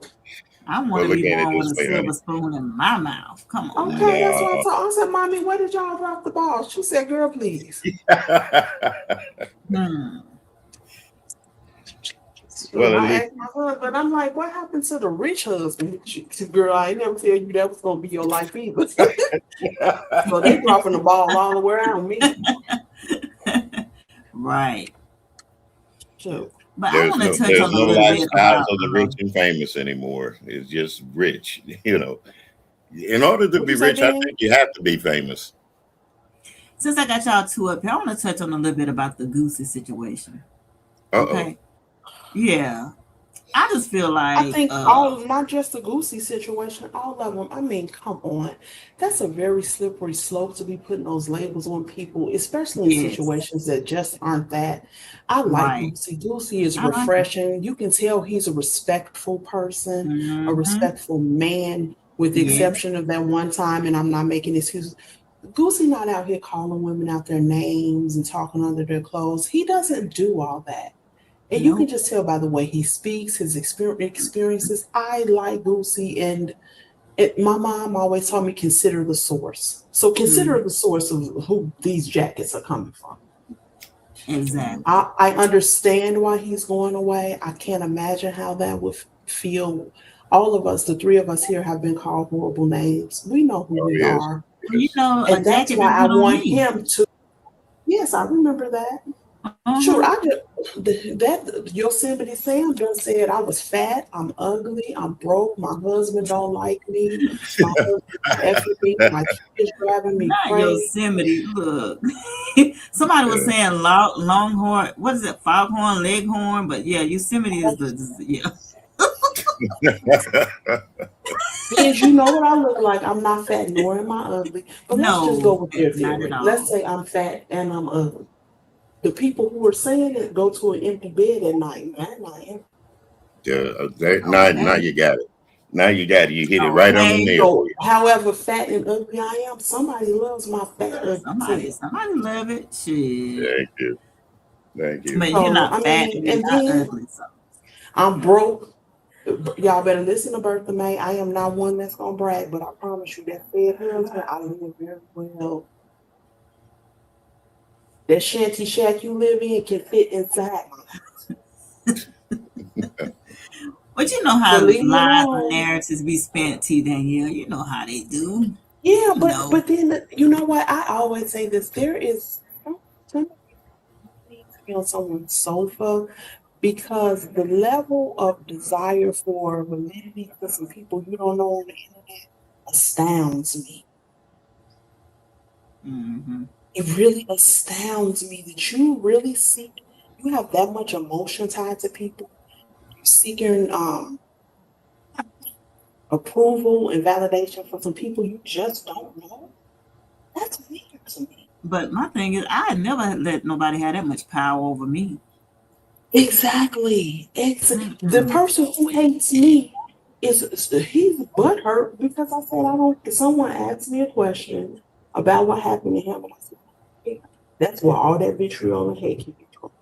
I'm gonna let you on the internet. that you don't know. Why does it matter to you that I care about you?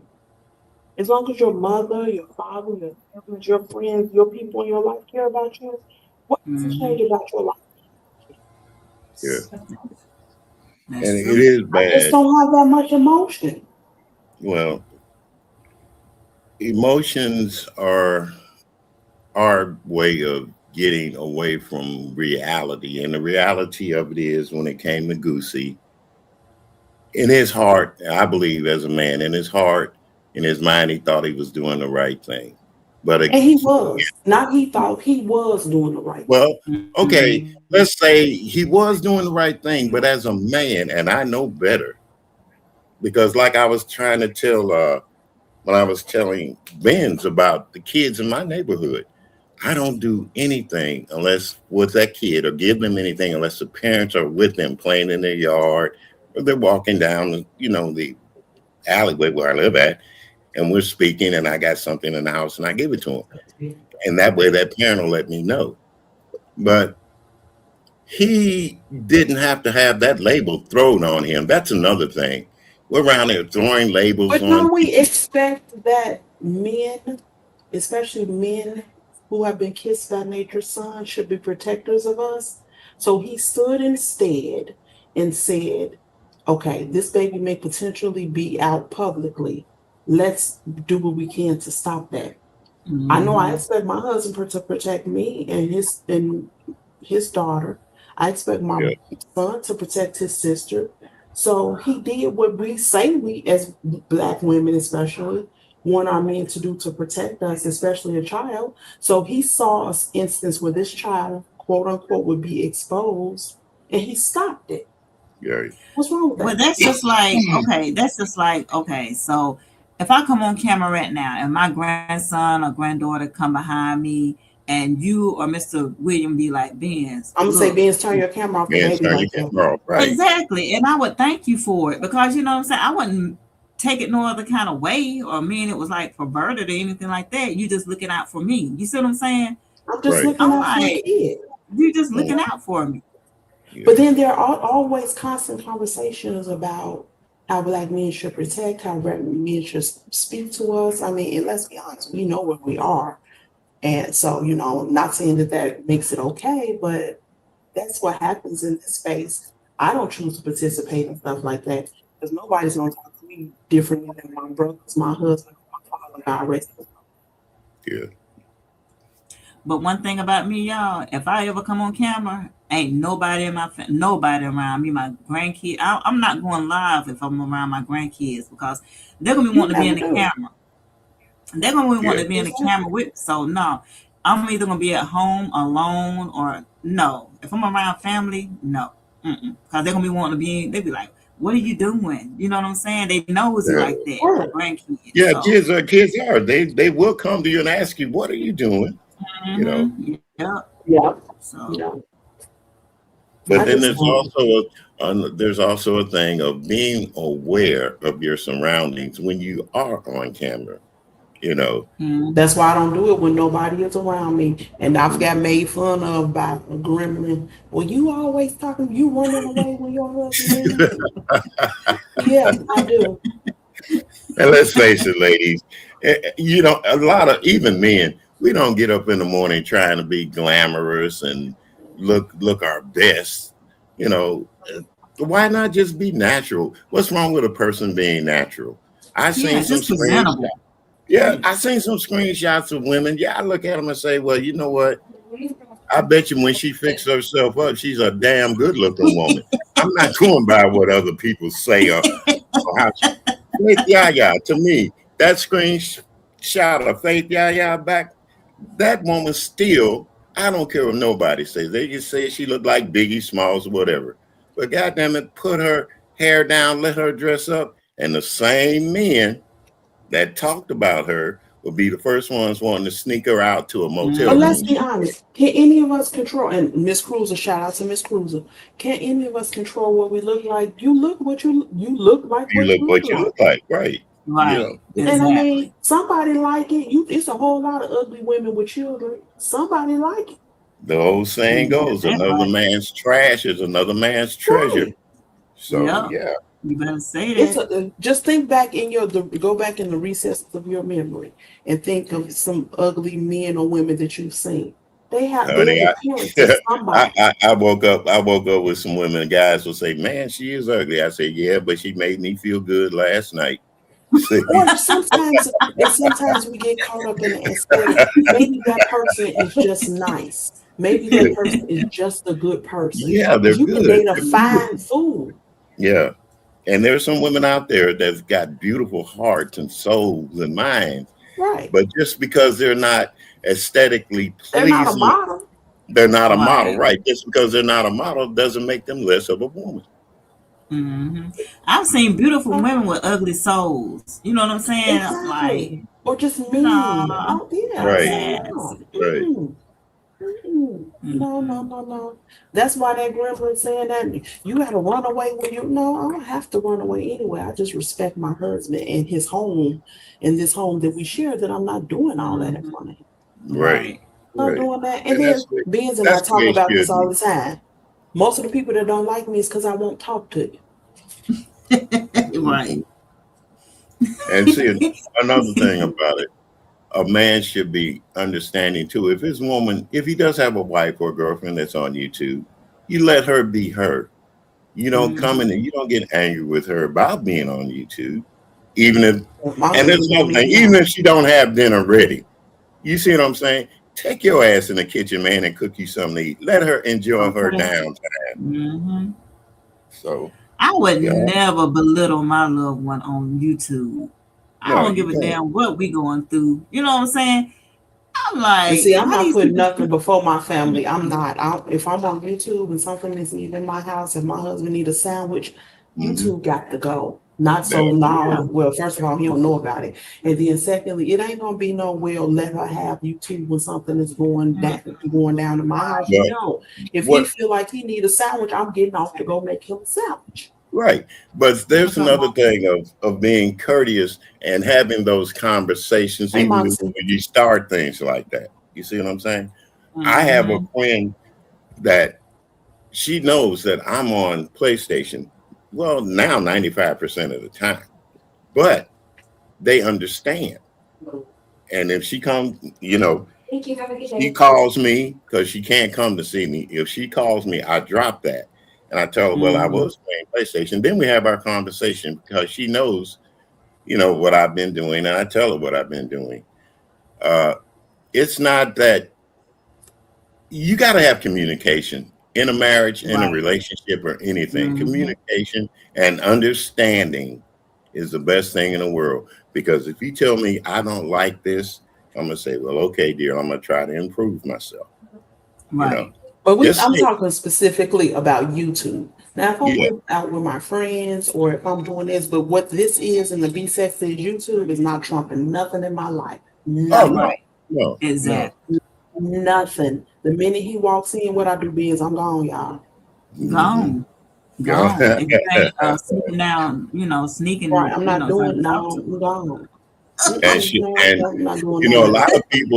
a lot of people should respect you more for that than like them. you said, staying on there, but That's they why I said don't. consider the source. Another Right. person who sleeps alone. Don't worry about it. Don't worry about it. Look, just like before I went live, I told Babe, look, I call you after my live. Giving her the respect, like, hey, I'm just gonna go Let live. her I'll know. call you afterwards. Hmm. You know what I'm Hmm. Come saying? on. Mm-hmm. And that's out of pure respect and love for one another too. Come on. You Right. know, Good job. Good job. What's up, Sorry, guys. All right, Moxie? hit mute. How you doing? oh Moxie. Come here, Mama. Give me some Mama's baby. Yeah, Sorry. putting jackets on people, that shit ain't cool at Yeah, that's all. too far. Yeah, see, But you know what though? that's what I hated the most that came Person out of loves that. mess though. People love mess. They'd rather believe a lie than the truth and keep that Well, shit spinning and going. They and believe the They lie because the lie is more entertaining than the truth. yeah, yeah. that's what it is. And We're some things Mm-hmm. I just don't find entertaining. And that is one of them. I'm leaving with any conversation of that. Mhm. Somebody Uh, phone ringing? somebody It calling, was my not me. it was my Oh, Oh. Good one. Good. that's babe calling. Get off. She said, I heard my name. No, that wasn't her. No, babe calling. Get your butt off of that. It's my Yeah. time. My husband going to Costco, so I got a Mm, little time while I'm But working. yeah, the yeah. people who T Danielle don't socialize with, they be hating that shit. I be laughing my ass off. I be laughing. I be like, They shoot, they just don't Biz, they be know. getting so mad that I won't even acknowledge. Ooh, They do. they be so Well, mad. And I well, tell honey. people all the time, it's very hard to get under my skin. Mm, I'm one girl that has five brothers. It entertains me when I'm able to get under your skin by doing nothing like that. Yosemite Sam, yeah. Oh, yeah. I like making you cry. I like it. And I make you cry, but just by being. I'm not doing nothing to you. But you be so mad. You better ask my brothers how much I have done to irritate them over life. I'm a little sister. I'm Oh, annoying. yeah. Right. I know though. I know that feeling. Being the older brother and got two sibling sisters. Oh, yeah. They can get Mhm. under And your then think skin. about it. I have five of them. Oh, So Wow. your irritation means nothing to me. You now my brother never call me on my name. You can call me all kind of names and do whatever you want to do. First, I'll never hear it. Secondly, the source cannot ever critique me. And thirdly, I just don't care. Because I'm a yeah. lady on the internet that you don't know. I'm a But look stranger. though, T. But look though, T. You be on the panel Yes. and they be talking to you, and T be like, "Who they talking to? Do you hear something?" Because I want to know who they're talking to because I'm not talking to them. Well, And like then like here's I the be, thing though, that gets them more angry than me going back and forth with them. yes, yep. it I'm not does. going to argue and You fight know, with you. it I'm does. not going to If step you away ignore from a the person when lady they're that I talking to am. you, yeah, you ignore I'm them. not going to go back and forth with you. I don't speak the same way you guys speak. When I say you guys, I mean these people who are deplorable and cussing me out and calling me out my name and all that. I'm not joining you. Yeah, I get more reaction out of you, but just not acknowledging you. You get mad because I won't acknowledge you. yeah, What's I'm that's up, not Barbara? stepping. I'm not stepping away from who I am. I'm not. Right, exactly. Mm-mm. And they get so mad at me. I just be They like, and do. they don't do nothing but make me laugh. I be laughing. I be laughing. And being you probably the problem because you be laughing, which makes me laugh. And then they get even more upset Yep. because you just I be they like, oh that last one was a baby cussing and fussing. And I'm like, who's she talking to? Who? look, Who you I be talking like, to? who you talking to? Cause she ain't gonna say nothing. Who you talking Not a to? word, not one mumbling word. Nothing at I'm all. not What's going to up, even Barbara? acknowledge your presence. I'm not even going to acknowledge your presence. And guess what? That's all it takes. yeah. Sometimes silence is golden. It's It'll golden. make you win a lot of I don't arguments. argue with my husband. What I look like arguing with Arguing strangers with on someone. Yeah, TV. there you go. See, that's what I say. Silence is Somebody you ain't My golden. gonna never husband meet. says what he has to say. And I try to teach my children this, especially with my husband. Hmm. And my husband, old, he just needs to get it out. Okay means I heard you. Okay doesn't mean that I'm agreeing with you. It's just okay. Because Yeah. ultimately, what am I going to argue with him for? If I'm going to do what I want to do anyway, what am I arguing about?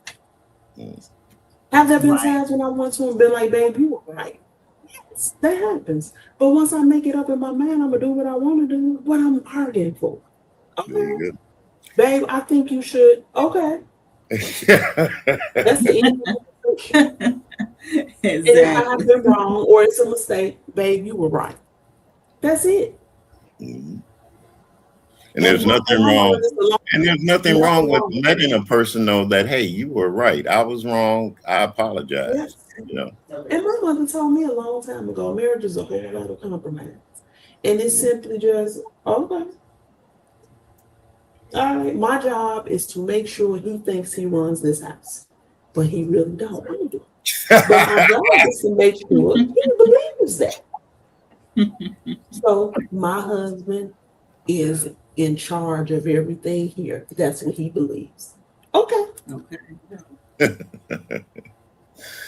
So And really, to that's be it. honest with you, we as men, and I'm speaking for myself, I don't want to run the house because when I was out there working, and the only thing I wanted to do was to come home, make sure your day was right, and yeah, my day might have been horrendous because like then I was doing stuff that was crazy out there, and I don't want to bother you with that.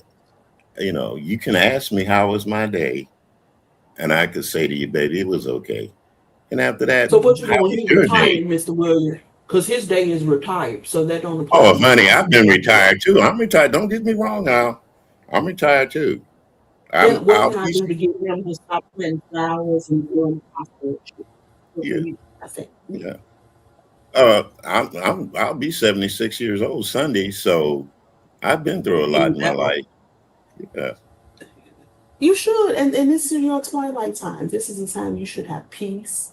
And you should do exactly what makes you happy, Mr. Williams. Right. and I do that, dear. Trust me, I Good, do that. good. And that's healthy for you. You can't be stressing at your age and as a black man. Exactly. Black men are predisposed to a whole lot of things. That stress would exacerbate. So no, don't do that. And I've been lucky, and I thank the man upstairs that I've gotten to this age where I can relate to some young people at times about the ins and out of life, the stresses that you might have, especially as a black man growing up in America. uh, Things weren't as open as they are now when I was coming up. Like I said, we didn't have internet. We didn't have the only thing we had was a telephone, and if you pick it up, and they had what they call party lines, which wasn't party lines. It was just the phone company was too cheap to give everybody separate, things. And you hear a person's conversation Mhm. on there. You know, Now you've got the internet to where you can connect with people from all around the world. They have their opinions. They look at us, even as Americans, how different we are and the things that we do. And I say, well, instead of saying, you know, out of the box, I should be saying now out of the world, because that box at one time, we were like most houses were shaped like a box. You think outside of the box, you think outside of your house. But I'm looking at it now, I have to think outside of the world because it's out there for me to look at different things and different places and people I've met and all that. That's what I sit back and try to enjoy now. And I get up here and I throw my little 2 cents in. And even if somebody agrees or disagrees, well, that's their opinion. They have their own mind. They can think like they want to think. But I've learned don't think like everybody. Give your opinion about it, right or wrong. Somebody's going to agree or disagree with you. But I still say that putting labels on people when you don't know, is more harmful than you know that this person has done this before. And let's not forget, Right. let's look at we have to look at, oh, what's that boy's name? See, I don't forgot about him too, but Yusef. You see what I'm saying? Now, Hey, drop down, okay? okay, dear. Okay. All right. Talk to some. Bye-bye. All right. All right. Thank you for Yusef. coming up. I never would have thought Appreciate that about Yusef until it came out, and then it came out in the news. So it wasn't like it was made up here on YouTube. It came it. out Yeah, in the that was news. that was shocking. It was It was shocking. shocking. It was very shocking. Mm-hmm. You Hey, know, Annie. and hey, you never know until the truth really comes out. And the truth is out there, as they say on the X Files. The truth is out there, but My you thing just is, you can't. don't know who you around. You know what I'm Right. saying? You could be Even goddamn your next door neighbors, you don't right, know. You know. elbow Yeah. to elbow with somebody, and you don't even know who, what, Yeah. or when. Mhm. So, no.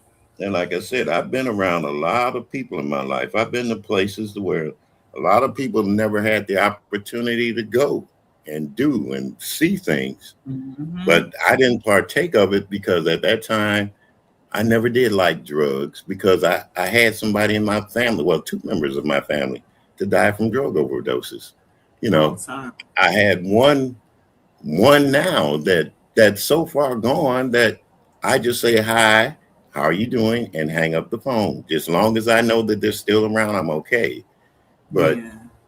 you never know a person, especially here on these YouTube apparatuses, Right. how their Right. life is, how they live, and what they do. We want to sugarcoat it. But like I said, when you get older, folks, you're going to realize that there are Hey, things in Georgia. your life that you can't sugarcoat. And you have to admit, yeah, I was wrong for that. You know, do I feel proud about beating up a transsexual man when I was younger? No, I'm not proud of it. But at that time and during those times, people have to remember there wasn't that liberal lifestyle that people was putting out there, were putting out there. You know, Right. if you, as they say, you once you came out the closet, you were ostracized. And let's face it, a lot of people don't want to be ostracized. They want to be belonging to something. And when groups started getting together and banding together as one, people should have recognized, hey, look, they are human beings. But there's another thing, you don't lie to a person about whom you are. If you're straight, say you're straight. If you're gay, say you're gay. You see what I'm saying? Right. Because you're not fooling anybody but yourself when you're not truthful about yourself. And that's one So, thing about it, Mr. William. Just be honest. You know what I'm saying? If you gay, just say you gay, like you say. right. It ain't no big deal. You know what I'm No big saying? deal. No, Just it's not. it ain't It's no big not. deal. We have actors on screens now. We know.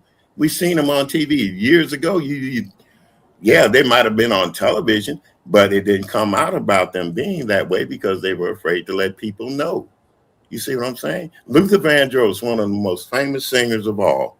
Let's face it, he was like that. But a lot of women don't want to accept that fact. But the Hmm. fact is, he was a gay man. And Little Richard, it's a lot a of lot of sports them, people that's gay. You know, sports people. Yeah, they yeah, scared to come out of the closet because of their reputation might be, yeah. spoiled or whatever like And that. it So doesn't take away from their performance no, either. it Look at doesn't. Little It doesn't. Richard. Look at Little Richard. He dressed up with lipstick and rouge on. You see what I'm saying? People accepted him with his music. Boy George, Look he's at another example. what's Fernandez. Fernandez. Hernandez, right? He off, Hernandez. yeah, he Hernandez. He offed himself in prison because of he was scared the truth was gonna come out about him. Hmm. So hey, it's a lot of them. A Yeah, lot it's a of lot them. of. And like I said, DL. I don't God know. made if God made us human beings, He made us all different. And it's up to us, and that's where I think He's making us decide. Do we want to side with the devil because the devil thinks because everything he made is beautiful ain't beautiful. You see what I'm saying? The devil thinks that Hmm. what God makes is not beautiful. And just Right. because a human being has a different preference than what you have does not make them not beautiful. You know, creation is something wonderful. A woman giving birth, every man, I think, should be in the room with his spouse or his woman when she has that baby, that first baby for him, and to see the Hmm. suffering that they go through. Because I watched my wife have our first child, and believe you Hmm. me, it changed my whole aspect about women I suffering bet it did. giving birth. Yeah, I bet it it did. does. Look, that's why It they call does. us super women. Shoot, our body go through a lot of changes when we giving birth.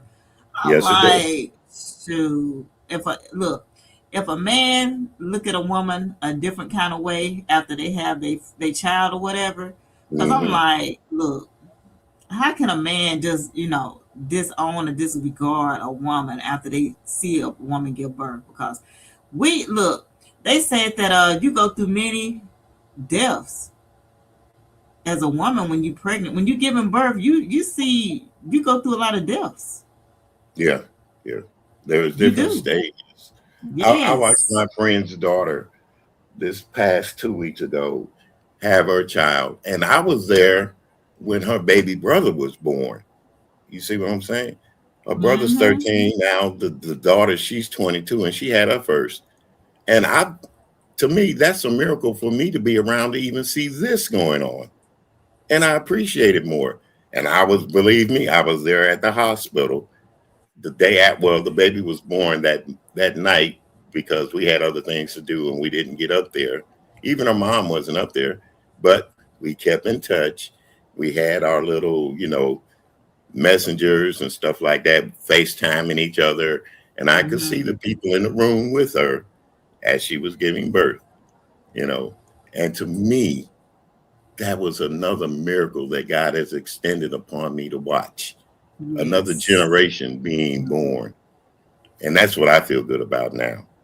That's what I feel good about now. That's good. That's Being good. able to be around and watch those little bitty things that I didn't appreciate even after my first child was born. Because after that, I didn't want to go into another operating room or a birth room.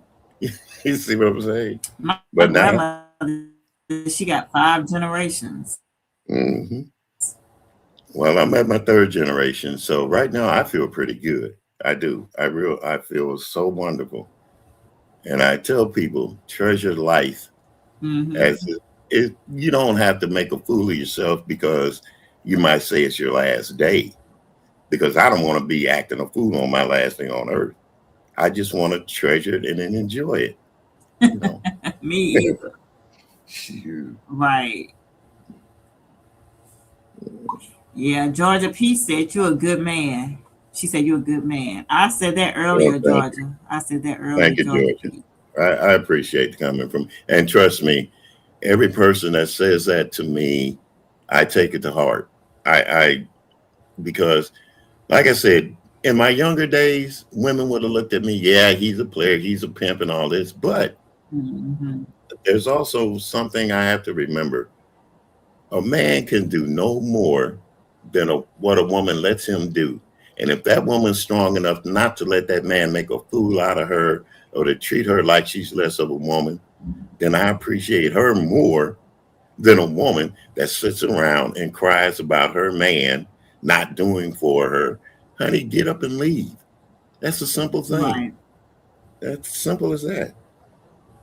But That Mr. William, I think everybody yeah, in their younger ages, they did a lot of stuff. They trying to get a lot of shit out. I've done a lot of stuff in my younger ages.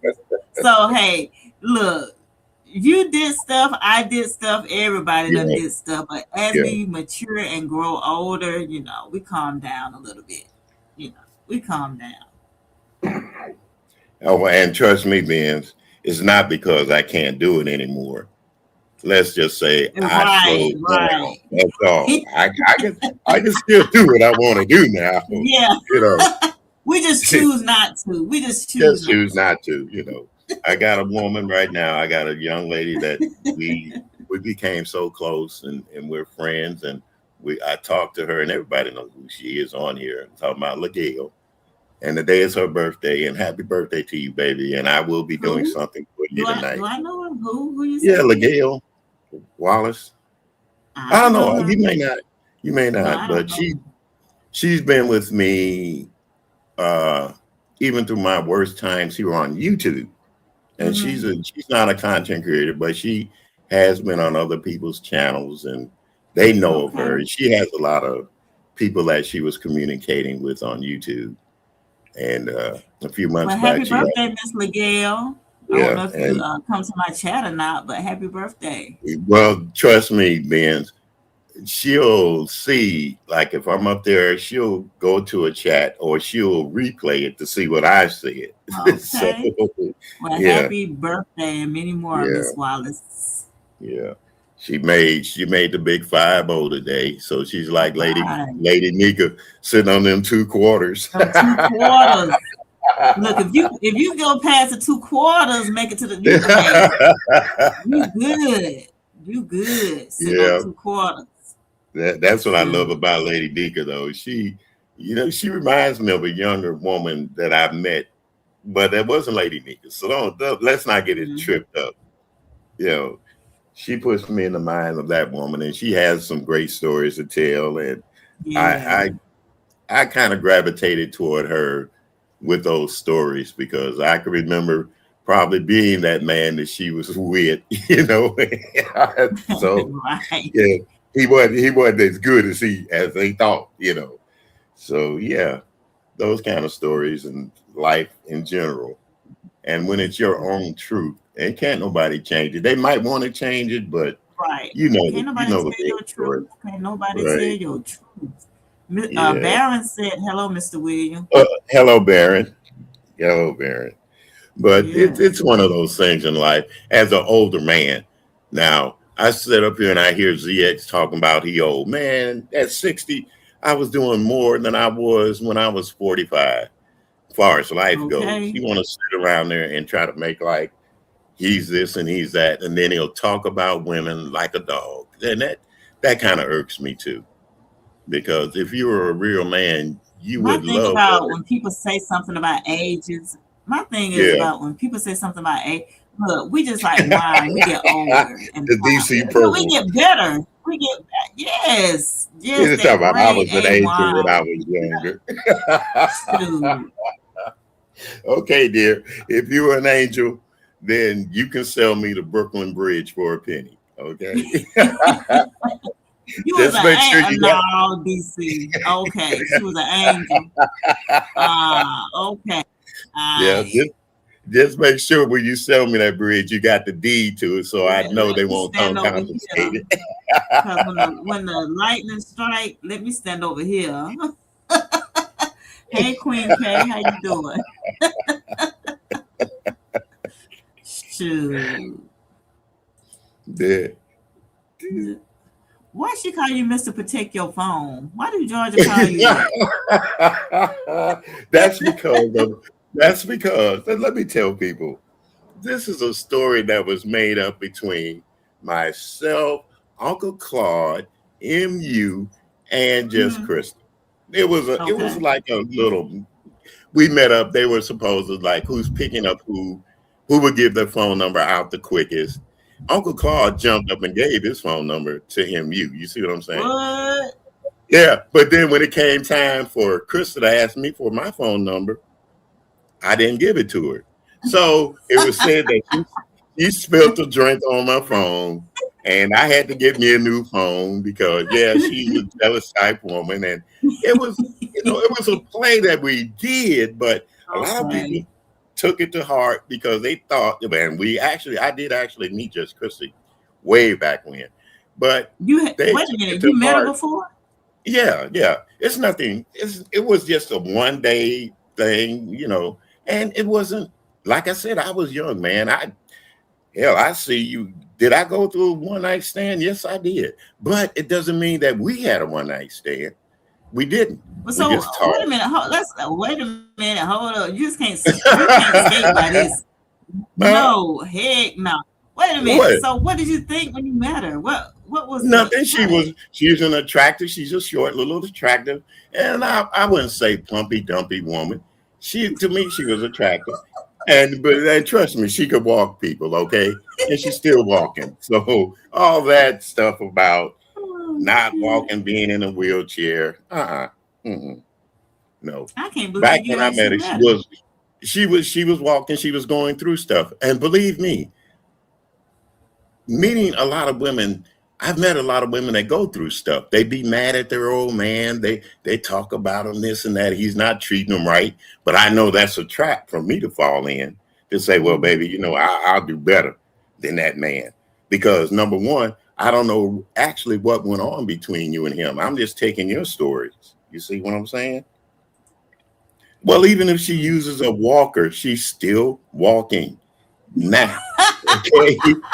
Lord.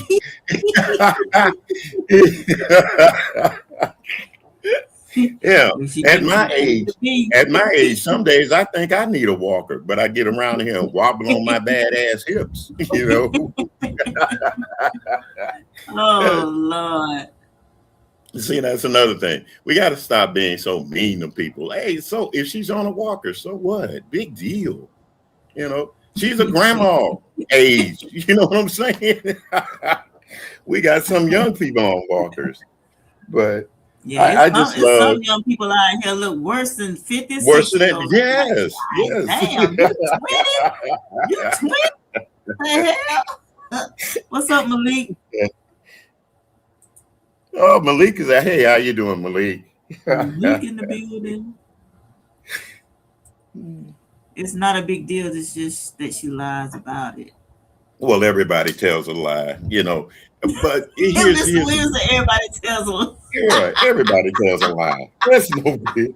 It's when we take it to heart and really believe it. Do I believe? I learned a long time ago in a fairy tale when they had that and they live happily ever after. Now, do I believe every time you get married you live happily ever after? Hell no, Hell because no. they don't tell you about the rent.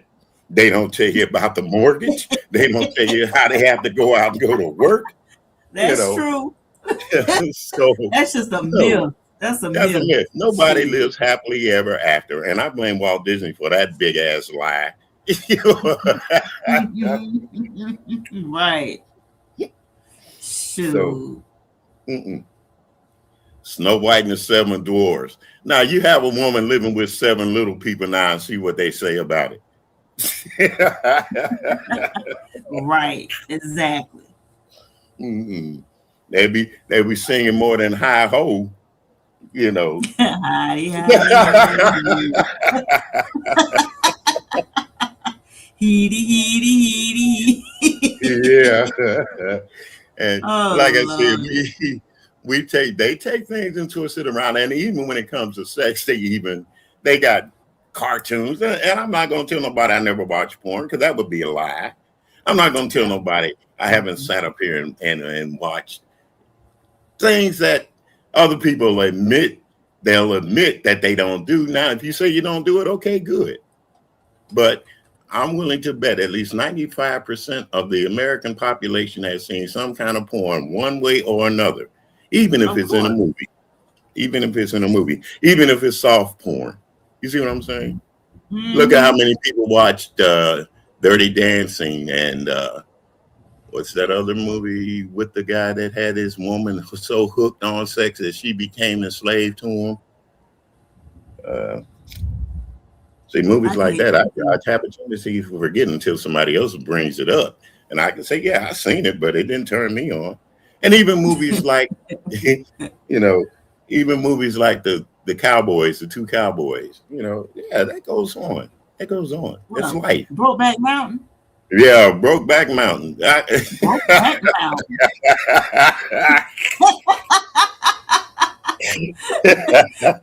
What? Malik, I am chilled. I've been chilled. That's what I've been trying to tell you. But you think just because I'm old, I got to be in a rocking chair? Oh, no, buddy. Mm-mm. I know there are things that I'm not capable of doing, like getting out there playing a full game of tennis like I used to, getting out there running a mile like I used to. 50 Shades Uh, of Grey. Is that what it is? 50 Shades yeah, of 50 Grey? Shades of Grey. Right. Thank you, That African movie. goddess. Thank you for that. I sure didn't know what it Yeah. was. So there are things that I know that I used to do that I can't do no more, and there's no shame in it. There's no shame in it. I'm not Mm-hmm. gonna, I'm not going to tell you I'm going to go out here and play a game of tennis with anybody now. Because hell no, my knees won't take it. Shit, matter of fact, my arms and back won't take it. Shoot. Okay. You ain't Mm-mm. gonna go out there and embarrass yourself. Oh hell Shoot. no. Uh-uh. you you hit the damn tennis ball and I'm still standing there waiting for it to come. No. Reflex is slow and shit. Yeah, yeah, yeah. It, I barely do good getting out there shooting hoops with my grandson. You see what I'm saying, Nah, Grandpa? I love some basketball now. I can still get out there and do the Now, one the only two. way I play basketball is a game of horse, and you know how horse goes. You have to stand in a Yeah. certain spot and make a basket. I'm Uh-huh. not running around on that court. No, we'll play some horse. You know, yeah. But I also enjoy things that I used to do when I was younger, like playing dominoes. or playing a good spade game. I'll still get Yeah, up I like there some and spades, but dominoes, I don't like dominoes. No. oh well, dominoes takes a little finesse, and then you can talk shit when you're winning, but when you're losing, boy, it's another thing. It's another thing. It's Yeah. another thing. It's like playing spades, you know. And for everybody that's black and say they don't know how to play spades, well, that's okay. Now they got ways of teaching you how to play spades. That Yeah. doesn't mean that you don't have a black card because you're always going to be black. And can't nobody take that card from you because you don't know how to play spades or even dominoes. But you know So, what they say, Mr. Williams? I always bet on black. yep. Yep. And you know Always. who made that movie famous? One of the Oh yeah. darkest actors in the movies, Mr. Wesley Snipes. Always bet Hmm. on black. I always bet on black. Malik says, Mr. Carruthers, double 12 to the board. Let her go. I don't know what that means. Dominoes. He's playing Oh, dominoes. He wants to play a game of dominoes. Yeah, we can do oh, that. Malik, if you could set up a domino game on your platform, because I don't do it. Like I said, a lot of times I don't feel like getting in and adding this and doing that. You want to set up a game of dominoes? I'll do it. Because I remember when Jay Dunn was doing spades, I was over there with her playing spades. So you I love spades. I love it. yeah, yeah. All right, Mr. Carruthers, I'm going to All get up right, out dear. of It's been here. great talking with you, and to You got to those out come there back in the and spend some chat. more time with me on the panel. You've been great. Yeah, you've been great too. A great hostess, and to a lot of people, like I said, I'll try to be on here more, and even doing stuff on my platform to talk about life and everyday things. And I got some political stuff that I want to get out and look at, Okay. even though I don't like politics because it divides the country and the world too much. You know, we have our warmongers, and then we have the people with the flower power that want to love and say love everybody, and that's those things are the flower power things of the past, but that's history. And even now, we're being made history.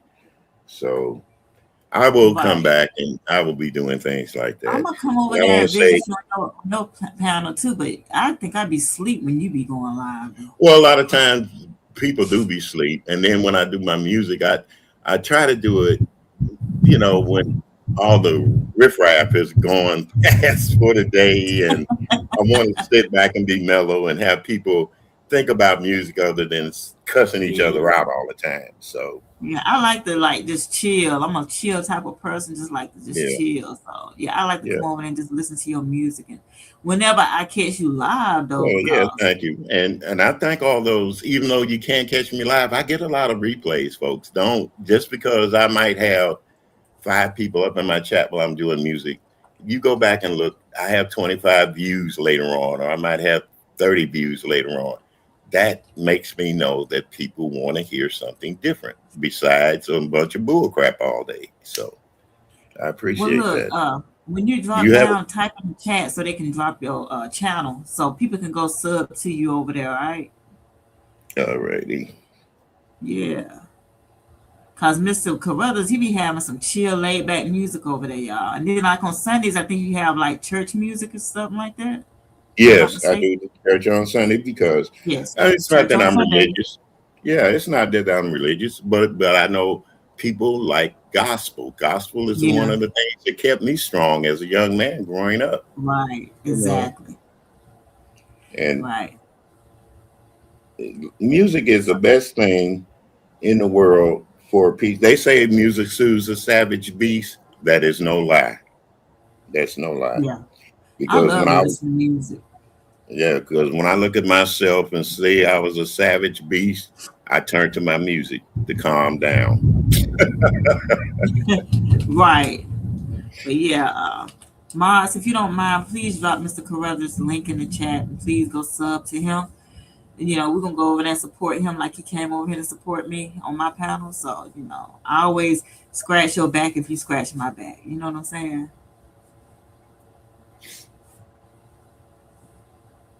But and the one thing I did remember I made the mistake on, which I shouldn't have done.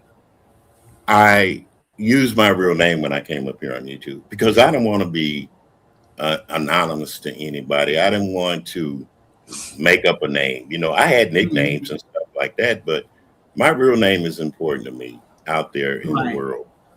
So they said you made the big mistake. Yeah, maybe, but doxing. If you're doxing me and not telling the truth, then we got a problem. But if you Hmm. tell the truth, hey, I have no problem. So Exactly. that's I put my name in there like that, and then when I go up to play my music, it's DJ Will, and everybody knows I did that for God knows how long, and it's just life, dear. It's all part of life, and like I said, being going to be 76 years old Sunday, and this is the year of independence for our country, birthday 1776. I'm going to be more independent of myself. You know, Right. I'm going to break away from liking who I like and don't like who I like. I like everybody, but at times you may say the wrong things. So I'm not going to nail you to the wall about it or anything, but I just say, hey, look, I'm not going to argue with you about that. That's your opinion. I got my opinion. Hmm. And that way I'm going to be happier with life. I'm going to be happier with life. So, Exactly. and you Well, I want to guys, thank you thank for you so coming very through. much. Thank I you want to thank again, you for coming through. Benzone. And I'll be looking for you on the streets later on. All right, And I appreciate. Look, tell I'm Uncle gonna be Claude asleep. I that ain't even gonna yeah, lie. I'm gonna be asleep. I know you mod for Uncle Claude. And also I know you mod for Lemon. Tell them two guys I I said don't mind for Uncle hello. Claude. I don't mind for him. You I don't don't mind mind for for Uncle him? Claude. Oh, but you Not I for seen Uncle you Claude. okay. I seen you in this platform this morning. Yeah, I've Yeah. slid through to show some support. Yeah, Support and that's, love. Yeah. And that's yeah. another thing.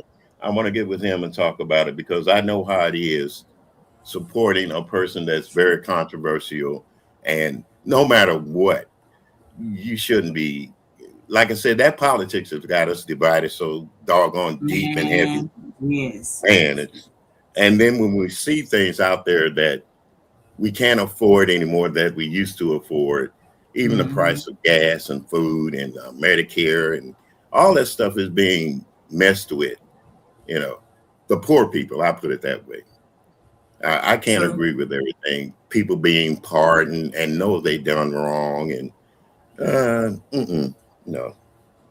But we'll get on that subject sooner or later. Let me get off here, Vince, and you have a wonderful day. And once again, to the chat, thank you for being so gracious and continue supporting Ben's Zone when she comes up, you guys. All right. Well, thank you, Mr. William. Thank you. Thank Everybody you, go Ben. support Mr. William over there. I put his link in the chat. I appreciate you for coming through, Mr. William. Always a nice time when you come through. Well, I'm just gonna get up out of here, you guys. I really appreciate each and every one for coming through. Catch the replay. I talked about the Parchment Farm, Mississippi State Penitentiary early in the live, and we just wandered off onto some other things. That's how it gets down in the Ben Zone. We start out with one topic and end up somewhere else across the way. All right, I'm supposed to get up out of here. And with that being said, y'all have a great, magnificent rest of your Tuesday. And I'm going to go out with this song right here.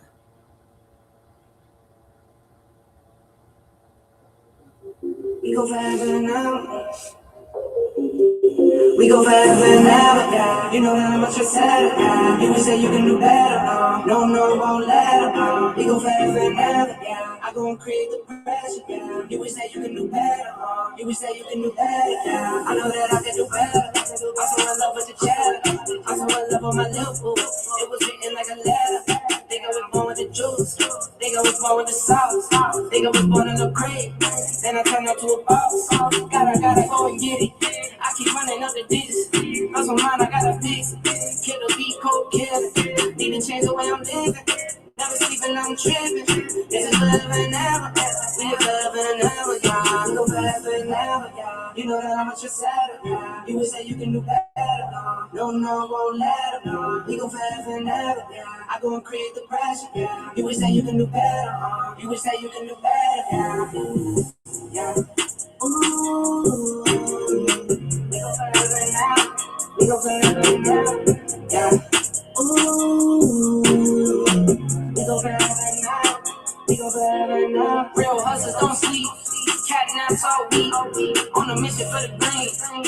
now this is a team. No pillow talk, no tea. Out the way, keep it cheap. Shawty told me she a freak. Wap, straight E. We go forever and ever, yeah. You know that I'm a trendsetter. You wish that you could do better.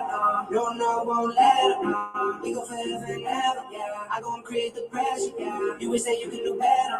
You wish that you could do better, yeah. We go forever and ever, yeah. You know that I'm a trendsetter. You wish that you could do better. No, won't let her. We go forever and ever, yeah. I go and create the pressure, yeah. You wish that you could do better. You wish that you could do better, yeah. We go forever and ever. We go forever and ever. We go forever and ever. We go forever.